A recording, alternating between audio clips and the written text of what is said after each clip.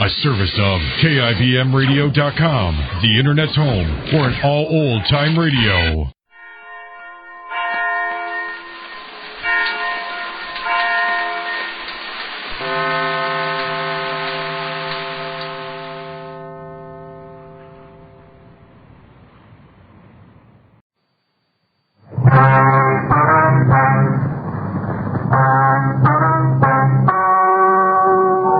Ladies and gentlemen, the story you are about to hear is true. The names have been changed to protect the innocent. Dragnet.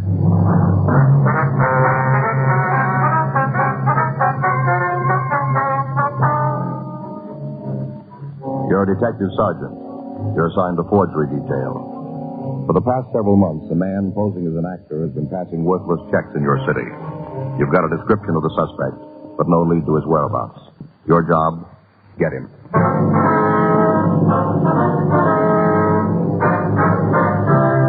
Dragnet, the documented drama of an actual crime. For the next 30 minutes, in cooperation with the Los Angeles Police Department, you will travel step by step on the side of the law through an actual case transcribed from official police files. From beginning to end, from crime to punishment, Dragnet is the story of your police force in action. It was Tuesday, January 10th. It was foggy in Los Angeles. We were working the day watch out of Forgery Division. My partner is Frank Smith. The boss is Captain Welch. My name's Friday. I was on my way back to the office from a cup of coffee. It was 4:12 p.m. when I got to Forgery. The squad I told her to report it herself. Told her it was her duty as a citizen. It is a duty, isn't it? Yes, ma'am. Hi, Joe. Hi. Mrs. Neskett, this is my partner, Sergeant Friday. Ms. Neskett? No, Sergeant. Seems Mrs. Neskett's mother got stuck with a bum check, Joe. Mm-hmm. She's a landlady out on Well, Western. not a landlady, exactly. Only rents a couple of rooms. More for company than anything. Dad left her plenty to get by on. Yes, ma'am. And we'd help her out if it was necessary. Dick and me. Dick's my husband. We'd help her out. Mm-hmm. So far, she's managed pretty well by herself. But if she pulls any more fool stunts like this... Tony has a $3 bill. See right there? No such account. Big as life. Stamped all over it. Mm-hmm. I just don't understand her. I just don't understand it at all. Well, anybody can take a bad check, Ms. Neskett, no matter how careful they are. Even with good identification, you can be fooled. When they do, they report it, don't they? Well, yes, ma'am, usually. Look at the date. Way last December, over a month ago. Yeah. Over a month ago, and she hasn't done a thing about it. Didn't intend to either. Didn't even want me to know. Good thing I started early this year. Early, ma'am? On her income tax. How I found out about the check. Oh. I used to work in a tax office, so I always make out Mother's return. If I didn't do it, I don't know who could. Doesn't keep any records. Just stubs and a few bills. Well, someday they'll audit her and she'll find out. Well, why didn't your mother report this check herself, you know? You tell me. The man had an honest face. That's about all I can get out of her. How'd she happen to take it? It was supposed to be for his first month's rent. Well, and she's not out any cash. Sure she's out cash. $20. That's what she's out. He made the check for $70. A month's rent's only $50. Not a lot of money, but $20 is $20. Yes, ma'am. There's the principal, too. Yeah. An actor or something like that. Ma'am? The fellow gave it to her. Mother says she remembered his name from the movies. That's how she happened to take the check. I don't see why she'd trust an actor any more than she would somebody else. Can I see that, please? Mm-hmm. Parker Allington. You ever hear of him, Joe? Allington? Uh-huh. I think it sounds familiar. It was in pictures when I was a kid, I believe. Oh? As I remember, I never cared much for him, though. If it's the same guy, the parts he played. What do you mean? Heavies.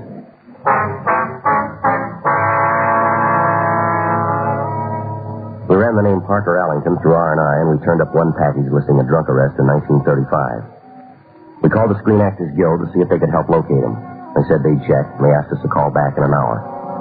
4:30 p.m. We left the office and drove out to the Western Avenue address Mrs. Neskett had given us. It was a 2-story Spanish stucco with a rooms for rent sign in the front window.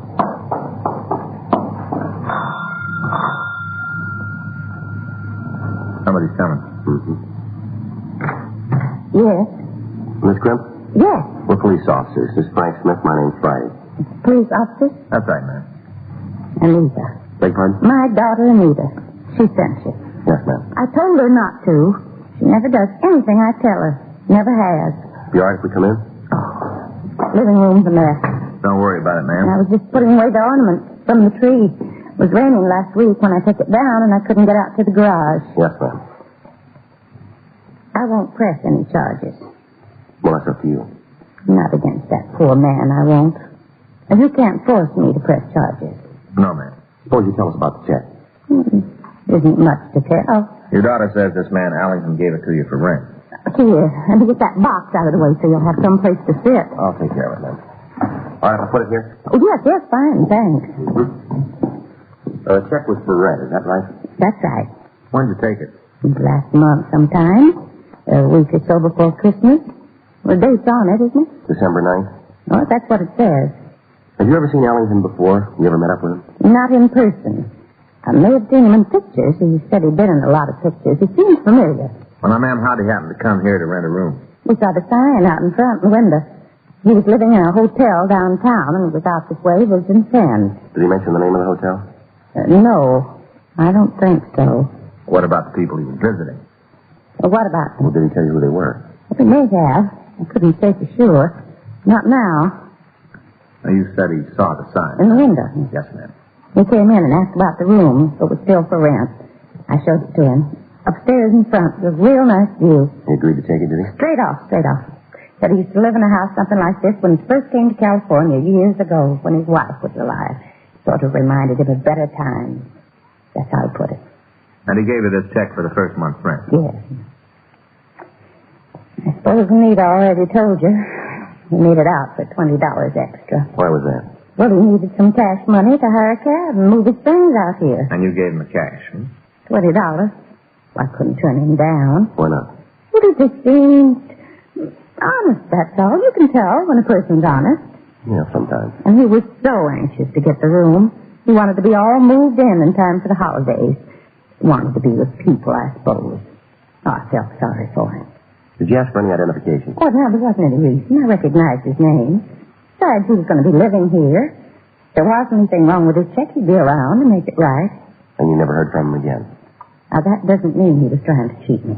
Well, it looks that way, ma'am. Now, you folks are policemen. It's your job to suspect people of being crooked, and I don't blame you. It's your job. Yes, ma'am. $20? Ma'am? $20. Is that reason to throw a man like Mr. Allington in jail? Well, it might be more than $20. Well, that's all I gave him. Don't you believe me? Yes, ma'am. But this man has passed quite a few checks. I told you before, I won't press charges. Yes, ma'am, you told us. You don't understand. He didn't mean any harm. You sure about that, Miss Crimp? I'm a pretty good judge of human nature. I ought to be by now. Yes, ma'am. He's had lots of trouble, Mr. Allington. Mm-hmm. Lots of trouble. An actor like him probably pulled down a fancy salary and never had any worries. Now it's all gone. All his money, his wife, everything. If he'd never been rich, it wouldn't be so hard. You don't miss something you've never had. Yeah. If you're finished with me, I'd like to get on with my housework. Mind if we use your phone? It's in the hall. I'll show you. That's all right. I'll find it. Thank you. You know, I didn't mean any offense, Mrs. Stern. Oh, I suppose it's just your job. There's some cookies there. Will you do? I'd like to, but They're homemade. that's very good, aren't they? Go on. One. Miss Breckhart, please. I'll wait if you don't mind. Thank you. Hello, Miss Breckhart. This is Sergeant Friday. I spoke to you a little while ago about Parker Allington. Yeah, that's right. You asked me to call back. Uh-huh. When was that? Oh, I see. Yes, it certainly does. You bet. Thank you very much. Right. Goodbye. I remember this kind when I was a kid. My mom used to make it for Christmas. Oh, well, maybe you'd like to take a few home with you. I've got plenty extra. Well, thanks anyway. They wouldn't let me inside the front door if I showed up with an armload of cookies. You ready, Joe? Yeah. We'd like you to come with us, Miss Crimp. Me? Well, what on earth for? I want to see if you can identify the man who gave you that check. You mean you've already arrested him? No, ma'am. Well, I don't understand. Well, we want to show you some mugshots, some photographs, You want me to pick out Mr. Allington's pictures? if you can. Now, that's silly. You don't need me for that. The studios must have pictures of him, the newspapers. Why, that's downright silly. It wasn't Allington, ma'am. What? The fellow who passed that check. What'd you find out? Allington died 3 years ago.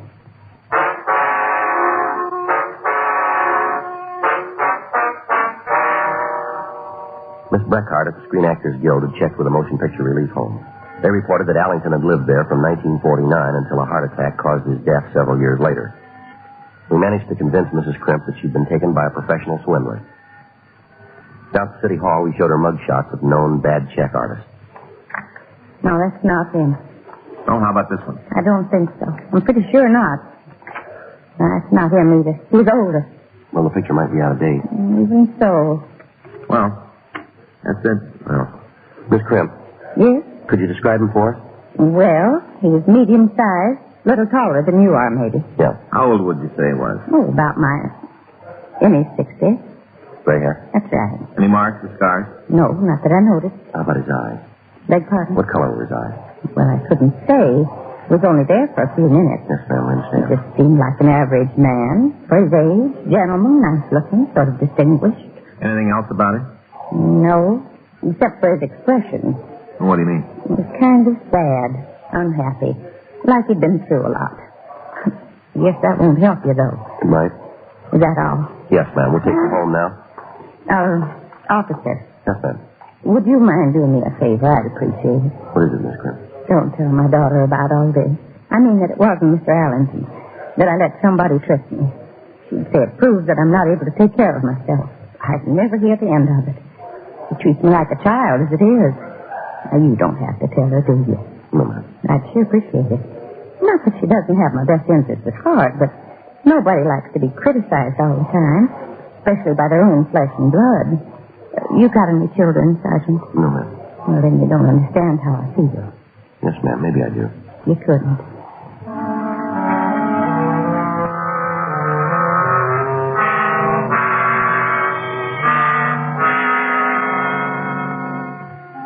We drove Miss Crimp to her home, and then we checked out for the night. By the end of the week, 2 more landladies in the Western Avenue area had reported receiving bad checks from a man who claimed to be Parker Allington. Their stories tallied almost word for word with what Miss Crimp had told us. January 13th, 4:45 p.m. Frank and I checked back into the office after an interview with one of the victims. You'd think that guy would wise up. Can't go on using a dead actor's name forever. Somebody's going to catch on. Well, they haven't so far. Well, sooner or later. Thought you were on a diet. Huh? Thought you were on a diet. Well, Joe, I got to keep up my strength. Yeah. Person needs a certain amount of sugar, you know. Mm-hmm. It's not so high on calories. Read an article the other day. Teaspoonful of sugar, only 35 calories. You lost any weight yet? No, I'm holding my own. You haven't lost any, though. No, I don't want to get thin, Joe. Just sort of watching it, that's all. Mm-hmm. Forgery, Friday. Yes, ma'am. It's in the right extension. Could you speak up a little, please? I can't hear you. Now, just a minute. All right, go ahead, please. That's 2238? Yes, ma'am, I had it. Yes, ma'am, right away. Well, looks like you had it figured. How come? Somebody did catch on. Woman over near Los Feliz Boulevard. Yeah? Fellow's trying to give her a phony check. Trying? Yeah, he's still there.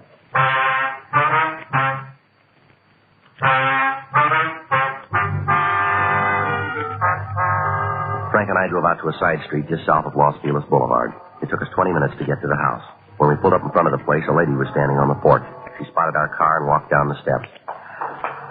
You the policeman? Yes, ma'am. My name's Friday. This is Frank Smith. Hello, how How are you doing, ma'am? You certainly didn't hurry. Well, the traffic's kind of heavy this time of day. Well, why didn't you use your siren? We didn't want to scare him off. Well, it's too late for that. He left about 10, 15 minutes ago. Oh, I'm Daisy Williker. Suppose you need that name for your record. Yes, Mrs. Wilkers. Not Mrs. Oh. You see which way you went? Took a bus on the corner, probably in Hollywood by now. Well, why'd he leave in such a rush, you know? Got suspicious. Might have heard my phone call. I had to talk so loud to make you understand me. I tried to keep him here as long as I could. I did my best. You can't ask more than that. No, ma'am, thanks. Well, you might as well come inside. Suppose you want a full report. That's the regular procedure, isn't it? Are you familiar with police procedure, are you? Watched on television, go to the movies. They got it all down pat. Yes, ma'am. Well, he came up to my door. Oh, must have been an hour ago by now. At least an hour. Yes, ma'am. Asked if I had a room for rent. I told him that's what the sign said. He just laughed, like he thought I'd been making a joke. Didn't know I was serious. You show him the room? Well, I tried to. He hardly even glanced at it. Then he said this was exactly what he'd been looking for. That's when I first began wondering about him. What else did he say? That he used to live in a house like this when he was a little boy back east, and that it reminded him of home. I figured he was softening me up to get me to lower the rent. Well, two can play at that game. Yes, ma'am. What did you do? Well, I upped it $10. Room's not worth a cent over 45. I asked 55. Mm-hmm. That way I'd be able to come down when he started playing on my sympathies. Wouldn't be out anything either. Yeah. Didn't bat an eye. When I told him it was 55. Said he'd take it, just like that. I knew right away something was wrong. What happened then? Well, we came downstairs into the living room here. Go ahead, please. Well, I said I wanted the first month's rent in advance. A lot of them try to pay you by the week. Before you can turn around, they're behind. Takes forever to get rid of them once they're moved in. I always insist on a full month. Yes, ma'am. Well, didn't bat an eye at that either. Brought out a checkbook. Now, did he ask if he could make it for a little extra? How'd you know? Well, he's been around before. 25 extra. That's what he wanted. If he'd been around so long, why haven't you picked him up? Well, we're trying, ma'am. A few minutes earlier this afternoon, he'd solved the whole case. Well, we're just as anxious to solve it as you are, Miss Wilkers. Did he say why he needed the extra cash, ma'am? Something about cab fare to get his things out here. That's a lot of cab fare. That's my own words, right to his face, exactly what I said. He said he'd have to clear up his hotel bill, too. Claimed they wouldn't take a check if he was moving. And that's when you called up. Of course not. Didn't call you until I was sure the check was no good. Not that I would have cashed it. But there's no point in running to the police until you got the facts to back you up. Mm-hmm. What made you so sure it was phony? Well, the way he signed it. What do you mean? Parker Allington. You knew he wasn't Allington. Well, how could he be? Allington's dead. You didn't know he was dead? Yes, ma'am, we knew it. Well, then. Miss Wilkers, are you connected with show business? I follow it, that's all. Oh, I don't spend all my time reading movie magazines or anything like that. But I keep up with what's going on in the field. Do you know Allington was on television last night? What's that? The Late Show. Picture must have been at least 20 years old. He played the villain. Did a good job considering it was 20 years ago. Gives you a funny feeling, though, watching somebody who isn't here anymore. Yes, ma'am. Now, as soon as you saw the name Allington on the check, you realized the guy was a phony and called us. Is that right? Well, approximately. Approximately. Well, I told him I didn't know if I had the cash in the house. Said I'd have to go upstairs and make sure. I got an extension phone up there. I see. Then I telephoned you. Uh-huh. One more thing, Miss Walters. Well? We've got a description, but it's rather vague. Description? Yes, that this guy's been passing himself off as Allington. Oh. All we know is he's medium-sized, gray hair, and fairly well dressed. Well, that's about right. But it's not very specific. Can you add anything? You mean you want to know who he is? That's right. Wilbur French. Who's that? Used to play bit parts in pictures. Yeah. I recognized him the minute he came through the door. Miss Wilkers insisted her identification of the check forger was correct. We drove back to the office, checked the name Wilbur French through R&I. We had nothing on him. I telephoned Miss Breckhart at the SAG. She reported that French was a member in bad standing, 2 years delinquent in his dues. She had no address listed for him, but she was able to tell us that the last company he had worked for was a small TV outfit on Santa Monica Boulevard. She also told us that his file showed that he was last represented by a Paul Pilcher, an agent with offices on Sunset. January 14th, 9:35 a.m. I dropped Frank off at the Santa Monica TV company, and I drove on out to interview Pilcher. Yes, sir. What can I do for you? I'd like to see Mr. Pilcher. Are you a client? Police officer. My name's Friday. Oh, Mr. Pilcher in? not yet. You expecting him? Well, I don't know when exactly. Sometimes he plays tennis on Saturday mornings before he comes to the office. I see. But he'll be in. He's closing a deal with TRC. Oh, That's a studio, a new company just getting started. I see. Would you like to look at the trades while you're waiting? Yesterday's. They don't come out on Saturday. Well, thank you very much. Mr. Pilcher in some kind of trouble? Not as far as I know, no. That's a relief. Mr. Pilcher's office. I'm sorry he hasn't come in yet. Any minute. Would you like me to have him call you? I see. Well, if you'll try again in about 15 minutes, he ought to be here. Bye. Morning, Mr. Pilcher. Good morning. This gentleman's waiting to see you. And Mr. Brogan's office called. They'll call back. Mr. Brogan's getting shaved. Yeah, all right. I'm a police officer. My name's Friday. Police? That's right. What can I do for you? I'd like to talk to you for a minute. All right, come on inside. Sit down. Thank you. Want a cigarette? Yeah, thank you. Here's the lighter. Never mind, I have a match here.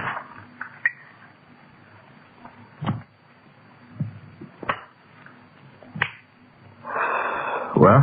You handle an actor named Wilbur French, Mr. Pilcher? French? That's right. No, I don't handle him. You used to be his agent, didn't you? Oh, a couple of years ago, not anymore. Oh. What's he done? Could you tell me where I could find him? I wouldn't have any idea. Don't think he's had much work lately. At least I haven't heard about him working. What was his last address? Now, you come to the wrong man. Well, the last address that you have for him. But I don't keep addresses of actors after they leave me. Well, why did it leave you? Usual reason, no work. Pretty bad as an actor. Excuse me, huh? Yes? I'll put him on. Hello, George. How are you? Glad to hear it. And Mabel? Oh, that's a shame. Seems to be a lot of it going around this time of year. Well, what about Harvey? You make up your mind? Uh-huh. I sure don't agree with you there, George. He didn't look too old in the test. So he's been in the business a few years. You can't hold that against him. What do you mean a new face? You'll bring out somebody from New York who's been on television 100 times. There won't be anything new about his face. Look, I'm not trying to tell you your business. I'm just trying to set a good actor in the right part. I'll be through soon, Mr. Bryan. Yeah. That's more like it, George. Now, how many weeks' work? No, George, I read the script. Davis can't shoot that many scenes in 2 weeks. $1,200 a week, 4-week guarantee. Fletcher paid him $1,200 last fall. Go ahead and check. Look, George, if I was a Beverly Hills agent, you know what Harvey cost you? Well, I'm not going to argue about it. You call Fletcher. He'll tell you what he paid Harvey. I'll be here till noon if you want to make a deal. Bye. Sorry to be so long. Sure. Any suggestions on how I might get in touch with French? Screen Actors Guild. Well, they sent me here. Oh. Well, what's he done? We'd rather talk to him. Well, the last time I saw him, he touched me for $10. Where was that? I bumped into him on the street. Is it serious? It's just a routine investigation. Thanks very much, Miss Pilcher. Wait a minute. Yes, sir? I suppose I could turn him up. Be a dirty trick, though. I don't know why. Maybe it's my fault that he's in trouble. I didn't get him enough work. Now I hand him over to you. Makes me a heel, doesn't it? Well, you might be doing him a favor. Well, he won't think so. You said you didn't know where he lived. Well, I don't. Well, how will you find out? Spread the word around that I got a job for him. He'll hear about it. I see. He'll turn up. All right, sir. Leave your number. When I hear from French, I'll get in touch with you. Thank you. I still feel like a heel. Well, you shouldn't. You called the turn on him. Hmm? He's a bad actor.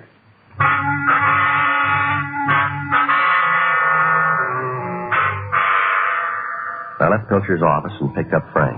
The TV company had given him a still photo from the last production in which French had appeared. 2 of the check victims readily identified the man in the picture. The third victim was also certain it was the same person who had posed as Allington.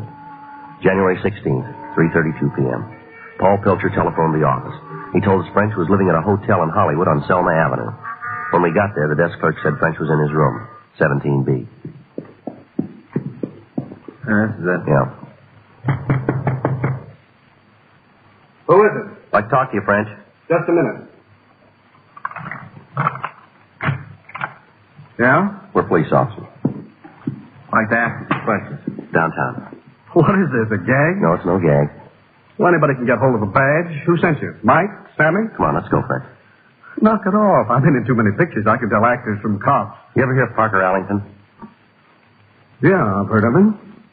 Worked with him in pictures. Used to be friends. I'd give you the right to sign his name. On bad checks? Now, look, boys, I know why they sent you. I told Mike I got a call this morning about a job. It'd be just like him to pick a time like this. Some practical joker, isn't he? No, it won't work, French. What? Come on, you know who we are and why we're here. Let's go. It's one of Mike's gags. Yeah, well, 3 landladies say different. Oh, You want to get your coat? it was only a few bucks. It was enough. How'd you tumble? One of the landladies knew Allington was dead. I never figured he was that famous. She knew you, too. Me? That's right. Couldn't have known I was living here. Who told you? Come on, let's go. Pilcher. That's why I wanted to get in touch with me. I should have figured it wasn't about a job. Pilcher, wasn't it? Come on. Some agent. Couldn't land a job if your life depended on it. 5 years. Over 5 years I was signed with him. Never had a decent booking. Nothing that lasted. Couple of days here and there. Nothing that lasted. Well, don't you worry about it. Huh? This one will.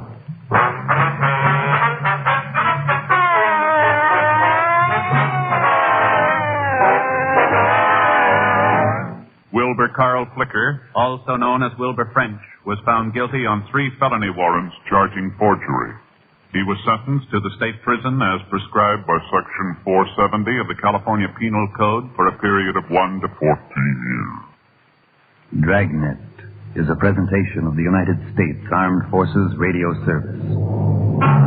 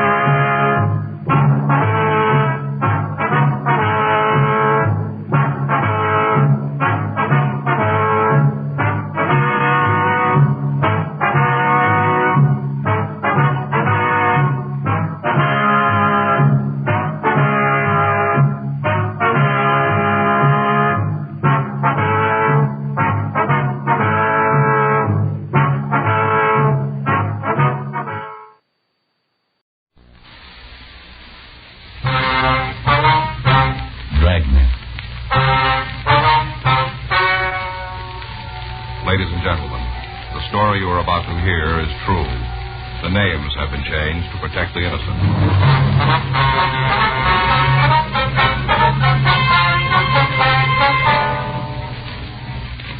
You're a detective sergeant. You're assigned the burglary detail. During the last 2 weeks, there have been a series of burglaries in the Valley Division. You haven't got a lead. Your job, find one.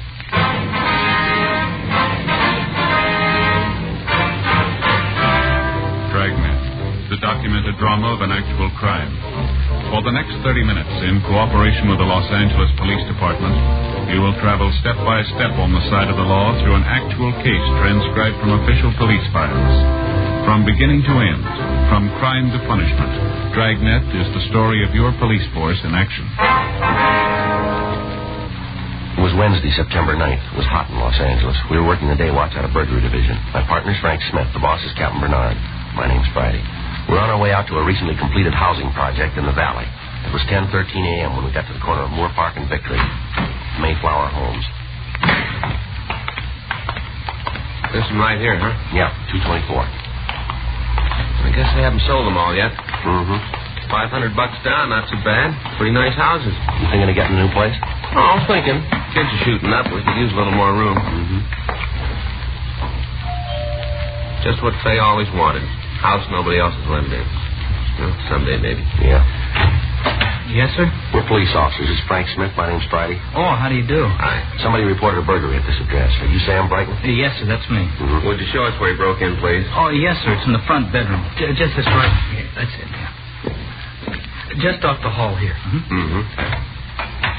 Yeah, this window here, you can see where he jimmied it. Yeah. I was careful not to touch it. You know, fingerprints. That's good. Can you give us a list of the things he took? Well, no, sir, not for certain. We were just getting moved in, and we don't know for sure what's gone. A couple of silver trays and a pair of candlesticks, they're missing. Any cash? Oh, about $20, $25. When I changed to go out to dinner last night, I left it in my trousers. They were in the other bedroom on the back of a chair. Pretty dumb place to leave money. Your family live here with you? My wife. I see. We've only been married a couple of weeks. Things he stole, they were wedding presents. That's too bad. Sure is a heck of a way to start out. Being married, I mean. Never wanted a house in the first place. Well, it's their own fault. What do you mean, sir? Sally's parents insisted on giving it to us, the down payment part. Uh-huh. Sally will never be able to manage a big place like this. She's just a couple of years younger than I am. Just a kid. Apartment's what we ought to have. No point in arguing with in-laws, though. I found that out pronto. Yeah. Any idea what time the burglary took place? Yes, sir. Between 6 and 10 last night. Must have been then, between 6 and 10. Mm-hmm. We went over to Sally's folks for dinner. Our refrigerator hasn't been delivered yet. I see. The reason I'm so sure about the time is I wanted to find out how long it would take to drive there. Mm-hmm. I told Sally it wouldn't be more than 15 minutes. First time she's ever been away from home, she kind of likes to feel that her folks are handy. I understand. Hollywood Hills, that's where they live. Off of Mulholland. Took us 14 minutes. Left here 6 o'clock exactly. News was just coming on the radio. Got there 6:14. I'm not so sure when we got home, but it was right around 10 o'clock. That's close enough. Of course, I didn't know about the burglary then, when we got home. We just went straight to bed. Didn't come in here. We used the back bedroom. Yeah. It wasn't until this morning when I started looking in my pants for cash. Mm-hmm. Is it possible he broke in while you were asleep? Well, I might have slept through it, but not Sally. The least little thing wakes her up. She'd have heard him. Must have happened while we were out. Have you noticed anybody suspicious hanging around the last couple of days? No, sir. Of course, we're brand new in the neighborhood. Most of the houses aren't even sold yet. We wouldn't know who was suspicious and who wasn't. Be all right if we talk to your wife? Oh, she couldn't tell you anything I haven't. She here now? Over to Mother's. This kind of thing, well, it kind of threw her, you know. You know how it is, just a kid. Yeah, we understand. Wish it had been me that found out about the bird. The bird? Well, didn't I tell you? I meant to. No. Darndest thing. Parakeet. Somebody gave it to Sally when she was a girl. Taught it how to talk. Talk real good, too. Why should a burglar do a thing like that? What did he do, turn it loose? No, sir, he killed it. We talked to Mrs. Brighton at her parents' home. She was unable to add anything to what her husband had told us. 1:15 p.m. The crime lab reported that there were no useful fingerprints on the Brighton window. Pictures were taken of the jimmy marks. There was no other physical evidence. September 11th. 2 more burglaries took place in a new housing tract near Sepulveda Boulevard. The burglar had followed the same M.O. used on the Brighton house. One victim also told us that 3 pet canaries had been killed. The other victim had no pets. By the end of the following week, 4 more burglaries had occurred in new housing developments. In each case where the home contained pet birds, the bird was killed. Other pets were not disturbed. Circulars describing the stolen articles were sent to all pawn shops in the city. September 21st, 8:05 a.m., we checked in for work. Oh, man. What's the matter? You still asleep? Yeah, I didn't get a wink last night. He was at me all night. No? It's my own fault, Joe. Never should have told her about all those new houses going up nowadays. It was a big mistake. Well, I thought you told me you were considering a new house. Yeah, I changed my mind. We got enough people staying with us as it is. Faye's relatives. Brother-in-law Armin, you know. Oh, him, huh? Yeah, he's down here. As long as he has to sleep on the living room couch, he'll take off after a day or two. Give him a real bed, and he'd stay with us for the rest of his life. I get it. Burglary Friday. Yes, sir. When did it happen? I see. Just a minute, please. All right, go ahead. That's 214 South. Yes, sir. I've got it. Right. Well, we got another one. Yeah? Pet shop over near Lancashire Boulevard. The shop? Uh-huh. That doesn't sound like our boy. Might be if they sell birds.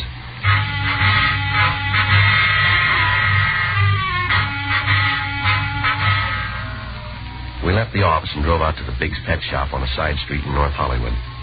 9:07 a.m., we interviewed Jasper Biggs, the owner of the store.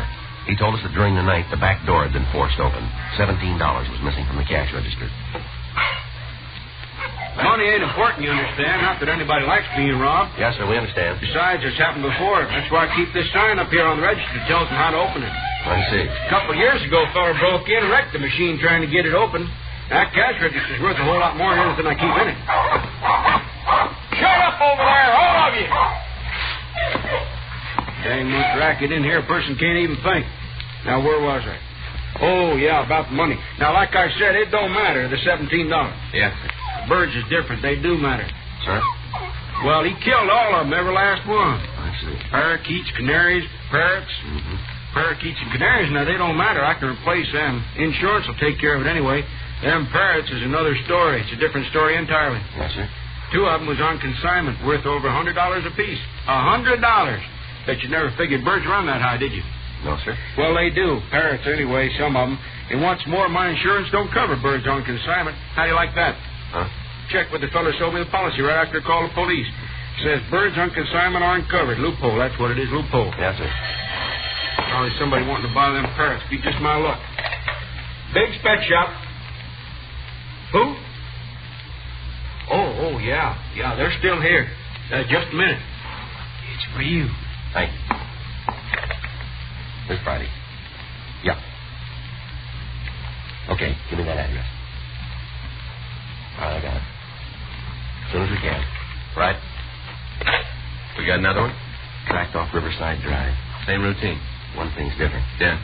Some lady saw him. We ended our interview with Mr. Biggs, and we drove out to the address of a Mrs. Nellie Diver, who had just reported a burglary. Mrs. Diver told us her house had been entered shortly after she left to do her marketing. She discovered she'd forgotten her grocery list, and she came back for it. When she returned, the burglar was in the dining room. He had entered through a side window. The M.O. appeared to be the same as in the other recent burglaries. Never saw such a surprised look on a man's face in my life. He just stood there like he was frozen solid for a minute or more. And then he lit out through the back door like it had split. Uh-huh. How long were you gone from the house, ma'am? 5-10 minutes. As soon as I remembered about my list, I started back. I don't know why I'm getting so forgetful. Old age must be catching up with me. Well, it's a good thing you did forget, Miss Diver. Hmm? Oh, you mean so he didn't get time to steal anything? Yes, ma'am. Nothing around here worth stealing. Wonder how he happened to pick me. It'd be different if I lived up in Bel Air or one of those estates. Well, if it's who we think it is, he's satisfied with smaller homes. You mean he'd pulled this kind of stunt before? Yes, ma'am. You don't say. Do you think you'd recognize the man if you saw him again? I beg your pardon? The man who broke in here. You said you got a good look at him. Oh, real good. Stood there in the dining room for a full minute, maybe more. Then you'd recognize him, would you? I don't see why not. This isn't the first time we met up, you understand. How's that? Saw him once before. Well, when was that? Last week sometime, I'm not certain. Wednesday or Thursday, middle of the week, in through there. You sure it was the same man? Looked the same. Came right up to my door. Well, what do you want? I'm not certain of that either. I've been racking my brain trying to remember.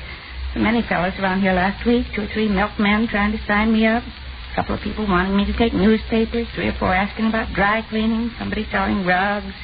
Spent half my time running to the door. So help me, I can't remember which one he was. Getting old, sure as fate.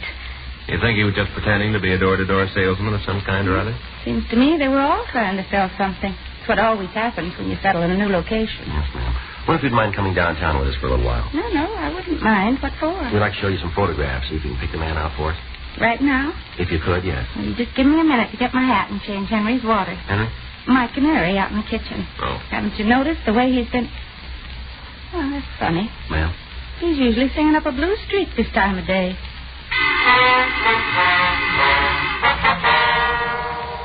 We went into the kitchen with Mrs. Diver, and we found the dead bird. She agreed to accompany us downtown. 11:05 a.m. We pulled the mug shots of burglars who matched the description that she'd given us, and we showed them to Mrs. Diver. She identified one of the photographs, Stanley A. Bushing. Bushing had done time in the state penitentiary as a cat burglar. From his 510s, we learned his acquaintances and the places he was known to frequent. 3:36 p.m. We located Bushing in a bar on North Main. Stan Bushing? Yeah? Police officers. You don't say. Want to talk to you, Bushing. Be my guest. Come on, let's go.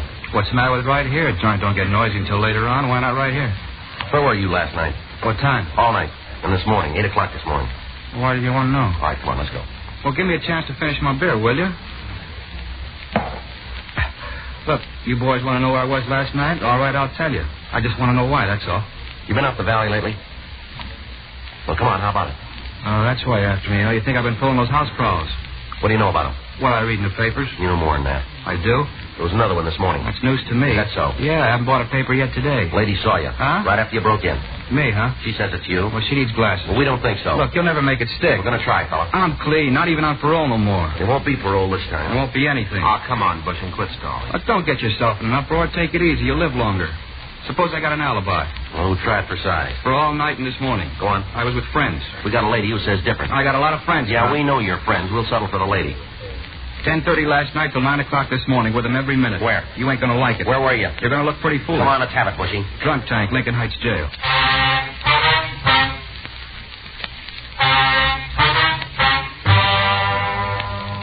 We verified Bushing's alibi with the booking sergeant at Lincoln Heights, and we learned that he was in the clear as far as the previous night was concerned. 5:06 p.m. We interviewed Mrs. Diver again. She wavered in her identification of Bushing's photo, and she said she couldn't tell us anything more. Teletypes of the suspect's description were sent out. The next day, Tuesday, September 22nd, we had a meeting with the skipper, Captain Bernard. Well, where do we stand? Just about where we did when it started. It's not good, is it? No, it's not. We thought we had him yesterday, Skipper, but it didn't pan out. You got a description? Well, if she's no better at describing him than she is at identification, it doesn't mean much. We figure he pretends to be a salesman of some kind. That how he cases the houses? As far as we can tell, yeah. You need a lot more than that. Yep. This guy's got to be stopped. It isn't just the burglaries. Seems half of the people in L.A. keep pet birds. I don't know. My kids have a couple of canaries themselves. You get attached to them like you do anything else. Yeah, I know. You boys seen the mail on this thing? No, sir. Letters from all over, not just in town here, all over. People are raising Cain. My own kids asking me when we're going to catch him. Can't wait any longer for a break. We got to make one. Well, you got any ideas? I don't know. We've just been working housing projects, huh? Except for that one pet store, yeah. Well, let's forget the store and see if we can get a pattern out of the houses. Well, they're all new places. Folks have just moved in. He cracks one or two in each development, and he moves on. So far, he stayed in the Valley Division out there. The way they're building up out that way, he won't run out of targets. No. They opened any new projects last week or so? Yeah, a couple. He tapped them yet? No. We alerted the owners, told them to warn anybody who moves in. Probably won't do much good, though. Might. If you two moved in.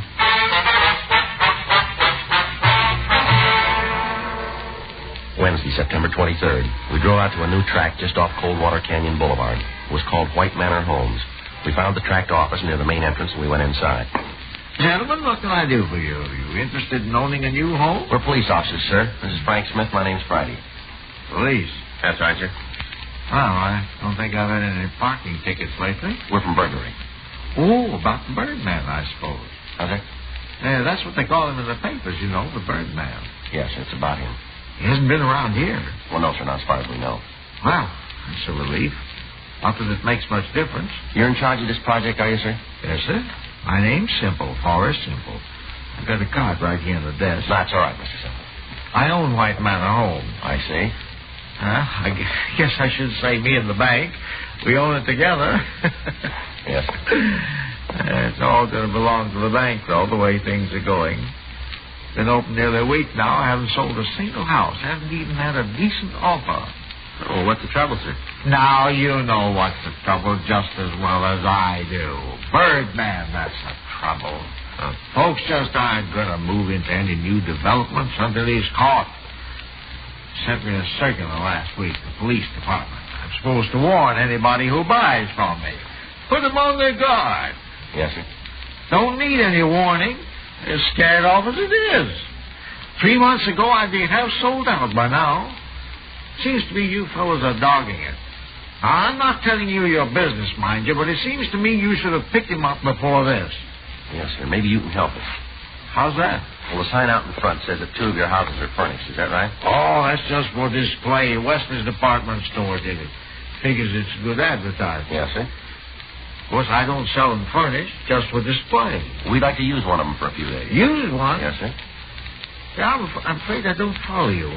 Well, sir, you've got a sold sign that you can put up in the front yard, haven't you? Well, I guess so. Well, we'll see that nothing's disturbed. If anybody asks, you tell them that a new couple moved in. Oh, I get you. Decoys, huh? Yes, sir, something like that.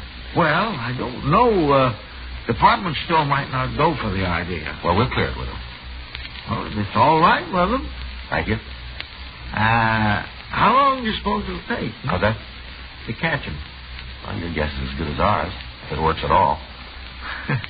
It better work. Pressure's building up. You fellas don't know what it's like being under pressure. Owe the bank a lot of money on this project. Figured I'd have at least half a dozen houses sold by now. At least half a dozen. Mm-hmm. Interest to be paid is the principal, and the bank expects it on time. You can't blame them for that. No, sir. You don't know what it's like having the pressure turned on. We get a little every once in a while. Oh, well, that's different. Your boss rides you and tells you to get on the ball. You don't have to worry. He can't fire you. Cops are civil service. Pressure from your boss? Well, that's different. Not coming from him. Well, where's it coming from? Guy who kills birds. We telephoned the Wesley department store and we talked to the manager. He gave us permission to use the house that they'd decorated. At a neighborhood pet store, we purchased a cage and 2 canaries. It was 11:30 a.m. when we got back to White Manor Homes. Mr. Simple was putting up a sold sign in front of one of the houses.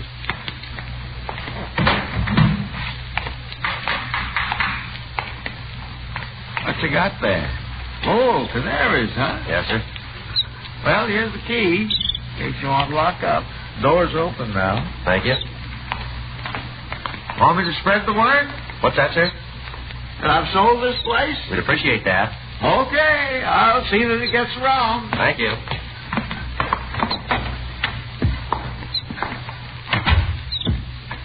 Man, some layout, huh? Yeah, it's very nice. Yeah, great. You know anything about taking care of birds? I don't think there's much to it. Just water and sea, huh? Yeah. Hey, Joe. Get a load of that couch. Yeah. Boy, it must be 8 feet long, 15 inches. Just about. If they ever sees this place, I'm dead. What'd you tell her? Oh, we were on a job. I certainly didn't go into detail. Mm-hmm. Wonder what it would cost. To fix a joint up like this, how much it would cost? More than we make. Yeah. Nah, probably wouldn't be very comfortable anyway. Not like having your own stuff you're used to. No. Hey, boy, they're really setting up a storm, aren't they? Yeah. They're kind of cute, too. Hey, Joe Fay might like a couple of birds.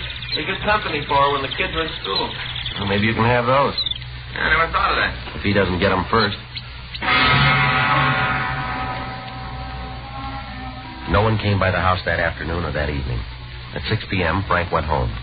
I stayed through the night. Thursday, September 24th, 9:15 a.m. We had our first visitor. Frank waited in the bedroom while I talked to her. She was a young lady who said that she represented the local Chamber of Commerce. She told me her job was to welcome newcomers to the neighborhood.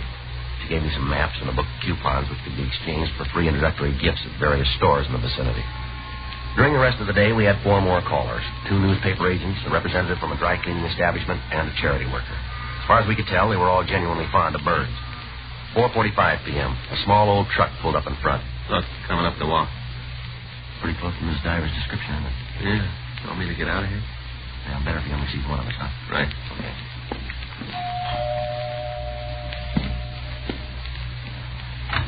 Lady of the house here? Out shopping. Oh, wow, come back. What's it about? I'd rather talk to her.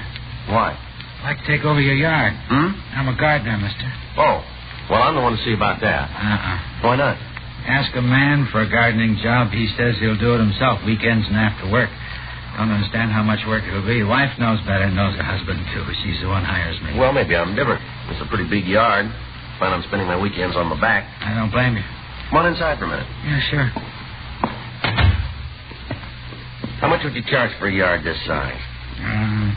Want me to handle watering, too?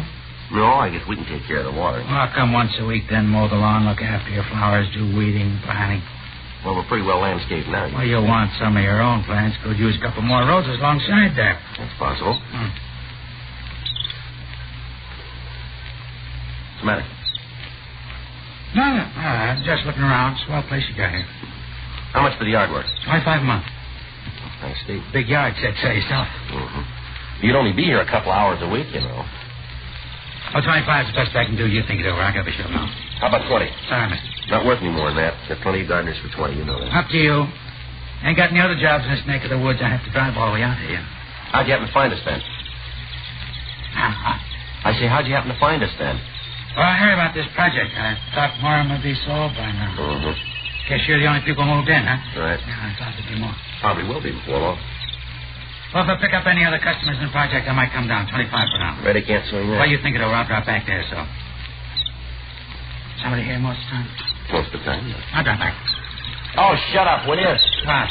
I wasn't talking to you. Those Oh. canaries. Yeah. They're crazy. What's wrong with them? Well, they're a nuisance. They're always screeching to get on somebody's nerves. I guess you don't like birds. Well, I could do without these. Well, why don't you get rid of them? Oh, my wife would blow her sack. Ah, yeah. Pride and joy. You know, she talks to them all the time. Baby talk to Yeah, them. just like my old lady. Your wife keep birds too, does she? Oh. Yeah, when I was a kid, cages all over the place. Like I had 15, 20 birds. Well, I guess I'm lucky we only got these. Yeah, you're lucky. I had a dog once. Yeah? Rusty, that was his name. He was a mutt. Only dog I ever had. Killed one of her canaries. All right. It wasn't his fault. Bird got loose. He didn't know no better. Just playing with it. Didn't mean to kill it. Sure. He got rid of Rusty. My mom did. Sent him away. I don't know what happened to him. That's too bad. Never had another dog after that. He wouldn't let me. Just words. Just lay awake at night listening to him sing. That's what she called it. Didn't sound like singing to me. Wouldn't cover him over. That was cruel to cover him over. That night long, I had to listen to him. Like you said, gets on a fellow's nerves. Yeah. I sneaked downstairs, took them out of their cages. I did real quiet. Killed them all. All Mom's birds. Well, I couldn't stay after that. Ran away from home. Wish I could have stayed. Wish I could have seen her face next morning. Made it up for Rusty. Yeah. I still keep hearing them, though. Got to keep killing them over and over. So many birds. Folks put them in a cage, lock them up. Feel sorry for them afterwards. Don't make sense. I don't feel sorry for something just because it's locked up. You might.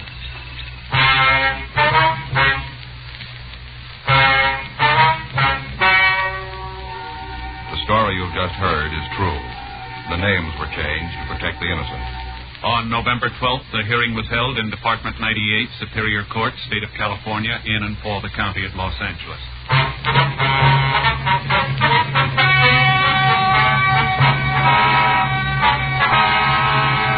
Philip James Borch was examined by 6 psychiatrists appointed by the court and found to be mentally incompetent. He was committed to the state mental hospital at Mendocino for an indefinite period of time. Dragnet is a presentation of the United States Armed Forces Radio Service.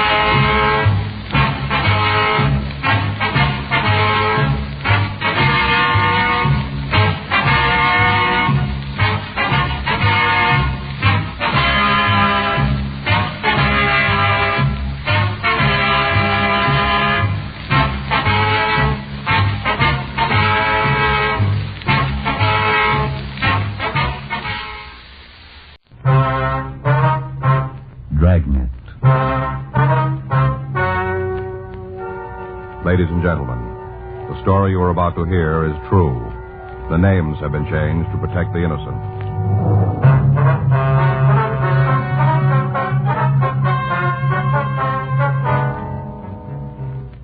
You're a detective sergeant. You're assigned the Bunko Fugitive Detail.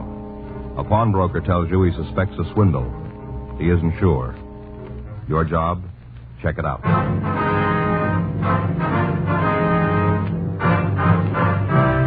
Dragnet, the documented drama of an actual crime.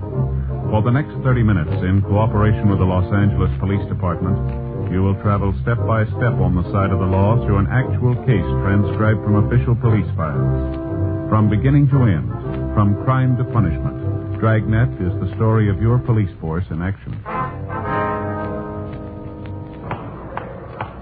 It was Wednesday, May 18th. It was cool in Los Angeles. We were working the day watch out of Bunko Fugitive Detail. My partner's Frank Smith. The boss is Captain Dillian. My name's Friday. I was on my way into the office, and it was 7:55 a.m. when I got to room 38. Bunko Fugitive. Never know. Hi, Joe. Morning. You remember Fred Alpin? Oh, sure. How are you, Fred? Hi. Holding my own, Sergeant. Well, what's new? I'm not sure. Maybe just wasting my time. Yours, too. Fred thinks he stumbled onto a con game, Joe. All right. No, look that way to me, anyhow. No. Well, what's the sting? Well, I was just telling Smith here. Yeah. A fella came in last night, a little guy. He was kind of timid. Probably never been in a pawn shop before. At least he wasn't a steady. You know, I can spot them straight off. Yeah. Wanted to pawn a ring. Got a big green stone. Fancy setting. All gimmicked up, you know. Mm-hmm. Man's ring. Real fancy, though. Asked me what it was worth. What'd you tell him? Worth $20, maybe 25. Is that what you told him? You know I can't loan full value. You know that. Mm-hmm. I offered him $5. I would have gone up to 10 if he'd have pressed me. That's better than a lot of brokers would give. Did you take the 5? Are you kidding? He went all to pieces. Thought he was going to have a hemorrhage. Started calling me a crook. Said the ring was an emerald. Shouted, screamed all over the place. It's an emerald, he said. A $5,000 emerald. A hunk of glass. Are you sure you didn't make a mistake, Fred? No, I ask you, Sergeant. Would anybody try to pawn a 5G emerald with me? I ask you. Glass, that's what it was. Green glass. A nice setting, though. What do you think, Joe? Well, the old diamond switch, maybe. Could be. Sounds like the only difference is the color. You get his name, Fred? Yeah, I asked him. He just shouted and carried on, though. He wasn't making any sense at all. Got his license, though. Oh? Yeah, he was parked right in front of the place. Got the number when he drove off. Thought you might want it. Mm-hmm. I wrote it out. Put it in my pocket. It should be right here. Now, wait a minute. Oh, yeah, here it is. A match folder on the inside. You make it out all right? Yeah, I think so. We'll check it. Uh-huh. Might be a good idea if you got right on it, huh? What do you mean? Well, just before he left my place, he stopped all that carrying on. I think it sunk in what I told him about the ring being no good. Yeah. Got real quiet, you know, kind of like he was making up his mind about something. Yeah. Asked me to sell him a gun.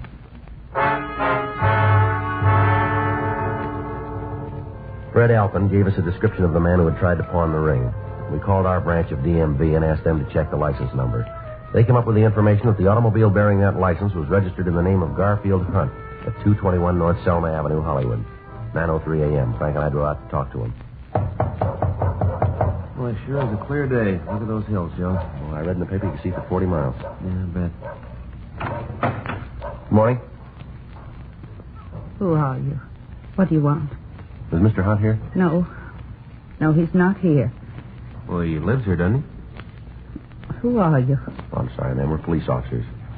Police? That's right. This is my partner, Frank Smith. My name's Friday. Where is he? What's happened to him? Mind if we come inside? Be a little easier to talk. Oh, yes, of course. Oh, I forgot. Sofa's still made up. Slept down here last night, so I'd be near the phone. Thought he might call. Thought somebody'd call. Your husband didn't come home. Never happened before. Not in 37 years. Yes, ma'am. Just let me fold up that blanket so you Here, can I'll sit give down. you a hand, ma'am. Oh, thank you. You got any idea where your husband might have gone, Miss Hunt? No. No idea at all. What time did he leave? 9:35. Looked at the clock as he went out the door.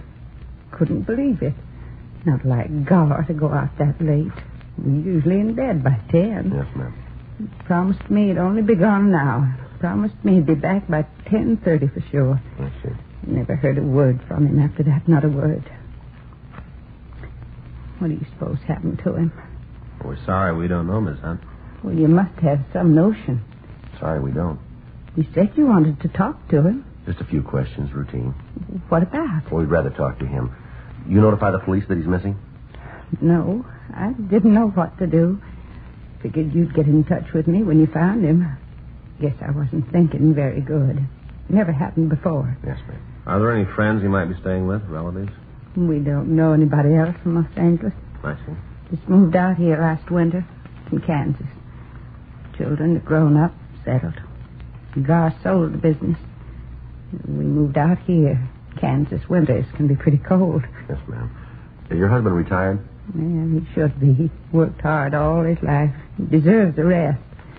Had a little trouble with his heart last year. No, not a real attack. But the doctor told him to take it easy. Mm-hmm. Not Gar, though. Wasn't out here 2 months before he got all restless and fidgety. Just couldn't take it sitting around the house. Started up again. In business? Yes, sir. We had a tailor shop back in Kansas. Gar found a new business district opening up in the San Fernando Valley off Magnolia Boulevard. They were renting cheap, right at the beginning, wanted tenants. Mm-hmm. Didn't do much business at first, but things have been getting better. Gar's a good tailor. A lot more careful than most. Learned his trade young. The days when there were tailors. Yes, ma'am. You try to reach him there at the shop? I called last night 3 or 4 times. This morning, too. Nobody answered. Let's see. You think you can find me? We'll do our best. I guess maybe I should have notified you last night. Yes, ma'am. I didn't know what to do. Thought you'd get in touch with me if something happened. Well, better to call us first. No, I guess so. Then it might not happen.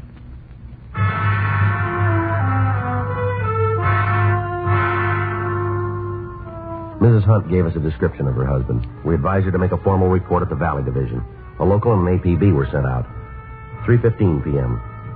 Patrol car unit 9L78 reported Hunt had been found sitting in his car. The car was parked on Mulholland Drive. Hunt had readily identified himself. We asked the officers to bring him in for questioning. Hi, Joe, Frank. Pete? Hi, Pete. Here he is. Thanks for spotting him for us. Sure, anytime. Want to sit down, Hunt? Go ahead, sit down. What do you want with me? Just like to talk to you, that's all. This is Frank Smith. My name's Friday. I've never been under arrest before, not once. Well, now, you're not under arrest now, Mr. Hunt. And what am I doing here? Why did those officers make me come with them? Well, you didn't go home last night. Your wife's been worried about you. Well, I was going home when they found me. Wasn't any place else to go. Sarah oughtn't to have called. She didn't call, sir. Well, how'd you find out? You tried to buy a gun. Pawn shop over on Main Street. Oh. Well, what'd you want the gun for? I wouldn't have hurt him. I just wanted my money back. I thought I could scare him. That's all. I don't know nothing about firearms. Thought maybe I could scare him. Who'd you want to scare? Now, who were they? Well, they said they was renting a store next to mine. Said they was jewelers that opened up a Valley branch for Lassingwells. You know, the big jewelry store downtown here. Uh-huh. Crooks. That's what they were. Out and out crooks. Went looking for them early this morning. Back door to their store was open, the one next to mine. Yes, sir. Go ahead. I couldn't find hide nor hair of them. The place was empty. Just a couple of fakes. Had the windows soaked over so nobody could see what they were up to. Pounding on some old boards, making me think that they was remodeling. Uh-huh. How much money did they get from you? Not them exactly. Fellow working with them. Must have been working with them. Only way it makes sense. Well, now, suppose you tell us about it, will you? He come into my shop the day before yesterday. It was long about 1 o'clock in the afternoon. Called himself Norman Christ. He said he was from Greeley. Really? That's a town in Colorado where my brother lives. Mm-hmm. Said he knew my brother Ed back there. What do you want with you? Well, he claimed that Ed asked him to look me up, see how I was doing. Probably didn't know Ed at all. They must have told him, them jeweler fellas. Uh-huh. I got to thinking back. Remembered I mentioned having a brother in Colorado one day when we was having lunch. Told him the town, too, Greeley. What happened then? Did he sell you the ring? Oh, you know about that, too. Well, you tried to pawn it, didn't you? No, sir, not really. I just wanted to find out how much it was worth so that I could tell Sarah, I was going to surprise her. Figured that I'd give him another day before I tried to sell it. Well, how'd you happen to buy it? Oh, I wasn't buying it outright. I was just loaning him on it. Mm-hmm. Told me he had a chance to option some property out near Encino. Real bargain. Said he had to close the deal by 5 p.m. that same day. He needed cash for a clincher. Mm-hmm. Had to get the money from Colorado. That's what he said. He was afraid he wouldn't be here in time. He couldn't go to the bank. Didn't have any credit in L.A. Uh-huh. Needed $3,000. He said that if I'd loan him the $3,000, he'd give me back $4,000 first thing the next morning. Offered me his ring for security. He said it was worth $7,000 easy. Said it cost him more than that. You hand the money over? No, sir, not by a darn sight. Told him I didn't have $3,000. I told him straight out. Uh-huh. Said all I had was $1,500 in my savings account. I guess I shouldn't have said that. Very not, sir. He told me he might be able to swing it for $1,500. He'd have to go out there and see him in person. Said he'd come back. Did he leave then? No, not right away. I stopped him. I told him there was no point in coming back. I'm no jewel, I said. How do I know that ring's worth $7,000? Told me to get it appraised while he was gone. Told me to take it to any jeweler I wanted to. Seemed like he sure trusted me. Even a valuable ring like that kind of sold me on him. Mm-hmm. I went next door to ask those fellas who said they was jewelers. Place was locked up, so I figured they was still out to lunch. Mm-hmm. I figured maybe they was in the drugstore down on the corner, see? Did you find them up there? Yes, sir. What'd they say about the ring? Perfect emerald. That's what they said. One of them put a gadget up his eye, looked through it. You know what I mean? Yes, sir, I know. Perfect emerald worth $10,000. Not the flaw in it. Mm-hmm. Acted like they thought it was mine. Offered to buy if I wanted to sell. I told them about the other fellow. That he needed $3,000. I told them the whole story. I did. Uh-huh. They said they'd loan him $5,000 without batting an eye. Offered to make out a check right then and there. Kind of took my wind away. They were so anxious. I said maybe we could go in 50-50. They put up $1,500. I'd put up $1,500. That way, the guy would have $3,000 if he still needed that much. We could both make a little profit, you know. Mm-hmm. One of them asked me how I wanted the check. Should make it out to me. I told him, oh, make it out to cash. You remember how he signed it? Jones. Quincy Jones. That's the name I knew him by. Other one called himself Wyatt Truesdale. I don't think that's their real name. You? Probably one of those, what did you call them? Aliases. Yes, sir, yeah, that's it. Well, anyway, I went over to my bank and drew out the $1,500. About 2:30, the fellow came back, the one who gave me the ring. Yeah. Said he tried to talk the real estate people into being satisfied with $1,500. Wouldn't come down. Insisted on the whole $3,000. I told him not to worry, that I had it. Give him my $1,500 in the check. He said the check would be okay, seeing as how it was on a local bank. He promised that he'd pay me back the next morning. That'd be yesterday. Yes, sir. And when he didn't show up, I wanted to make sure just how much it was worth, the ring. Mm-hmm. In case something had happened to it. In case he didn't come back for it. That's why I went to the pawn shop. Mm-hmm. Offered me $5 for it. The man in the pawn shop. Couldn't believe him at first. Said it was just glass, hunk of glass.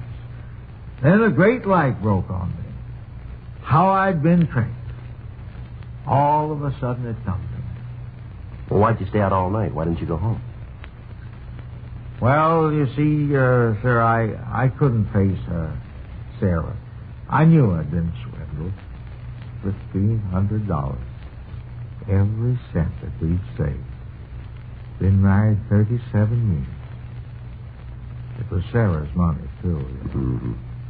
Not just because she's my wife. They helped earn it. Well, we'll try and get it back for you, Mr. Hunt. Not much to show for 37 years, is it? That's what I kept thinking while I was sitting in my car up there in the hills. All day long, just kept thinking. 37 years. $1,500. I'll have to tell her, won't I? Well, sir, I think that's up to you. She'll know it anyway. She'll know something's wrong. Yes, sir. Too late to start all over. We won't have them. There's another chance. Have what, sir? Another 37 years.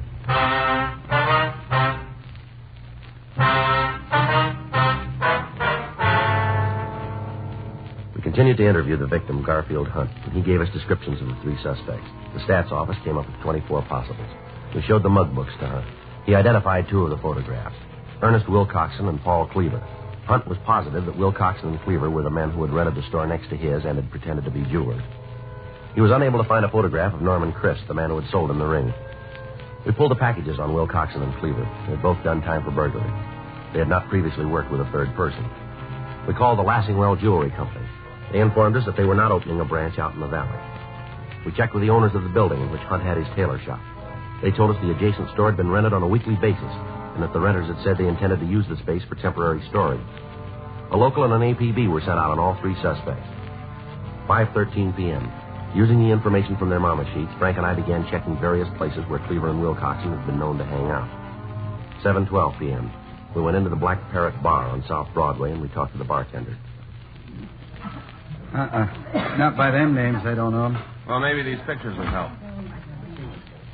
How about it? Yeah, they come in here once in a while. Yeah, that's what we heard. Always come in together?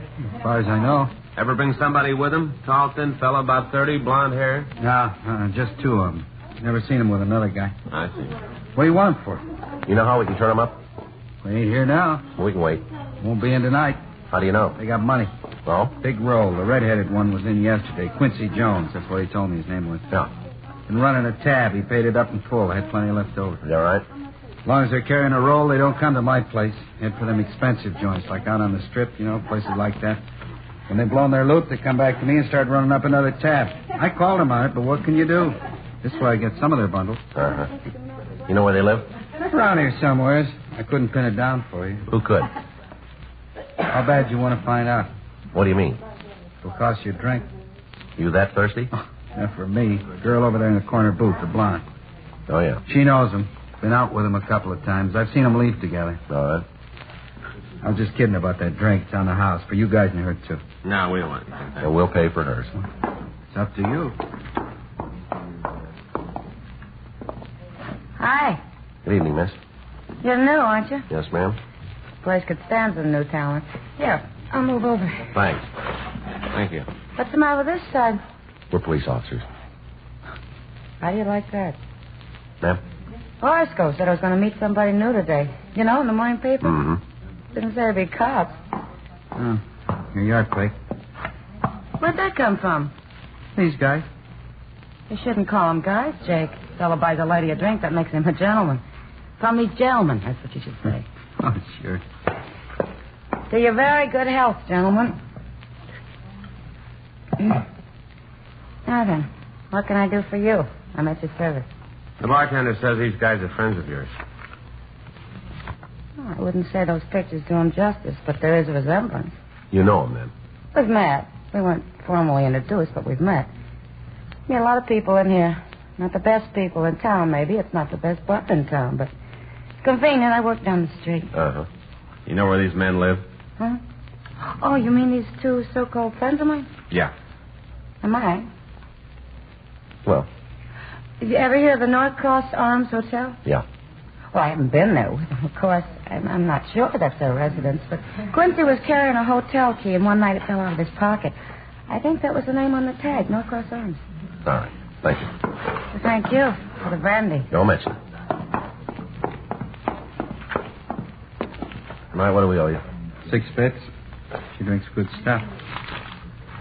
There you go. Keep the change. Looks like I got one decent break. That's so? Them paying their tab today before you pick them up. No, they didn't pay it. Huh? Who did? A man named Hunt.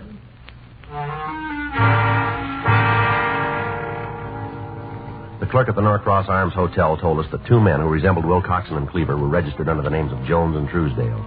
He said they'd gone out for the evening. He showed us up to their room, 36A. We asked him about the suspect known as Norman Christ. He told us he'd never seen anybody with Wilcoxon and Cleaver who answered Christ's description. 2:48 a.m. Wilcoxon and Cleaver returned to their room.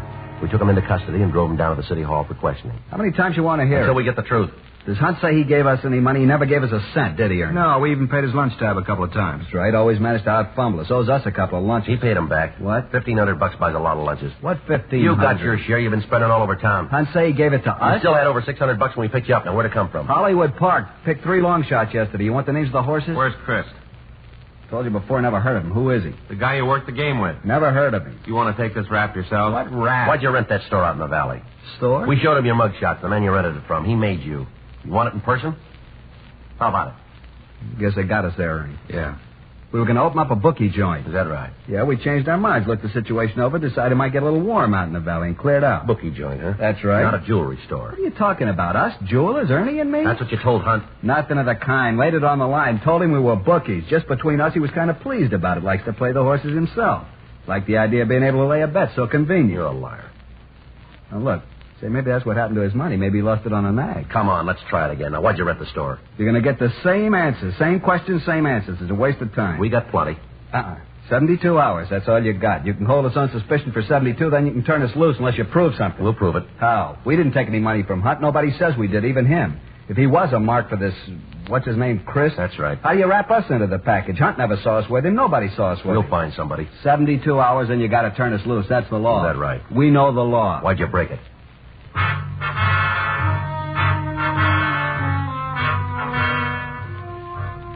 We continued to question the suspects, but we were unable to break them down. Thursday, May 19th, 7:45 a.m. Another team of detectives took over the interrogation. Frank and I went back to the office. Think they'll cop out, Joe? I don't know. It doesn't look like it, does it? No, not unless we turn up Chris. Did you call your wife? Yeah, sure bawled me out. Kept dinner waiting till after 10. You're lucky. Well, maybe. Wonder if I'll get home tonight. I got it. Bunko fugitive, Friday. Yeah, that's right. Sounds like him. How long ago? Uh-huh. Yeah. Chris? Fits the description. Smashed up a car on the Hollywood freeway. Georgia Street recognized him from our teletype. You able to talk? Died 10 minutes after they brought him in.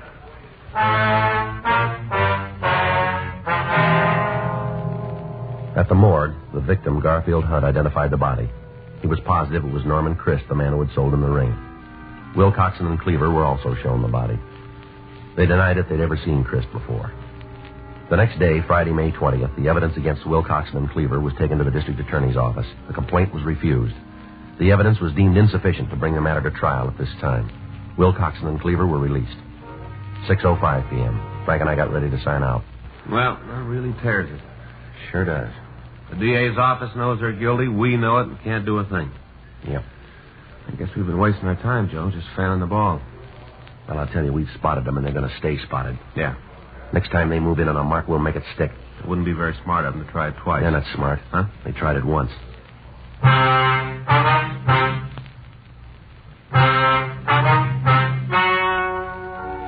The story you have just heard is true. The names were changed to protect the innocent. 2 months later, on July 12th, Wilcoxon and Cleaver were apprehended for a similar crime. They were charged with 1-count grand theft. On November 6th, trial was held in Department 98, Superior Court, State of California, in and for the County of Los Angeles.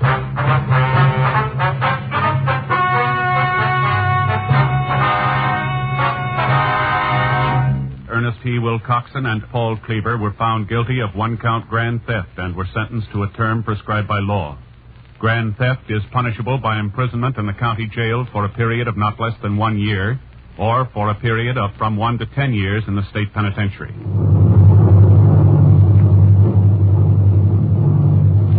You have just heard Dragnet, the authentic story of your police force in action, and starring Jack Webb, a presentation of the United States Armed Forces Radio Service.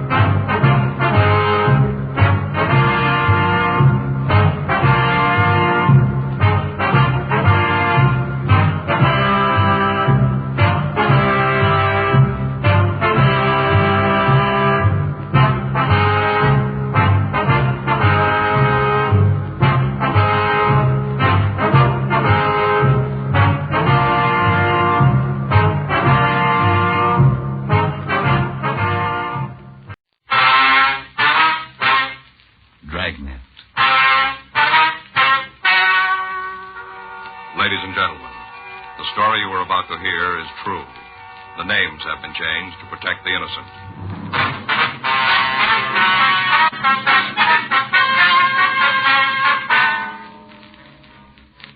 You're a detective sergeant. You're assigned to robbery detail. You get a call that a well-dressed man has held up a diamond merchant. He's escaped into the crowded streets of your city.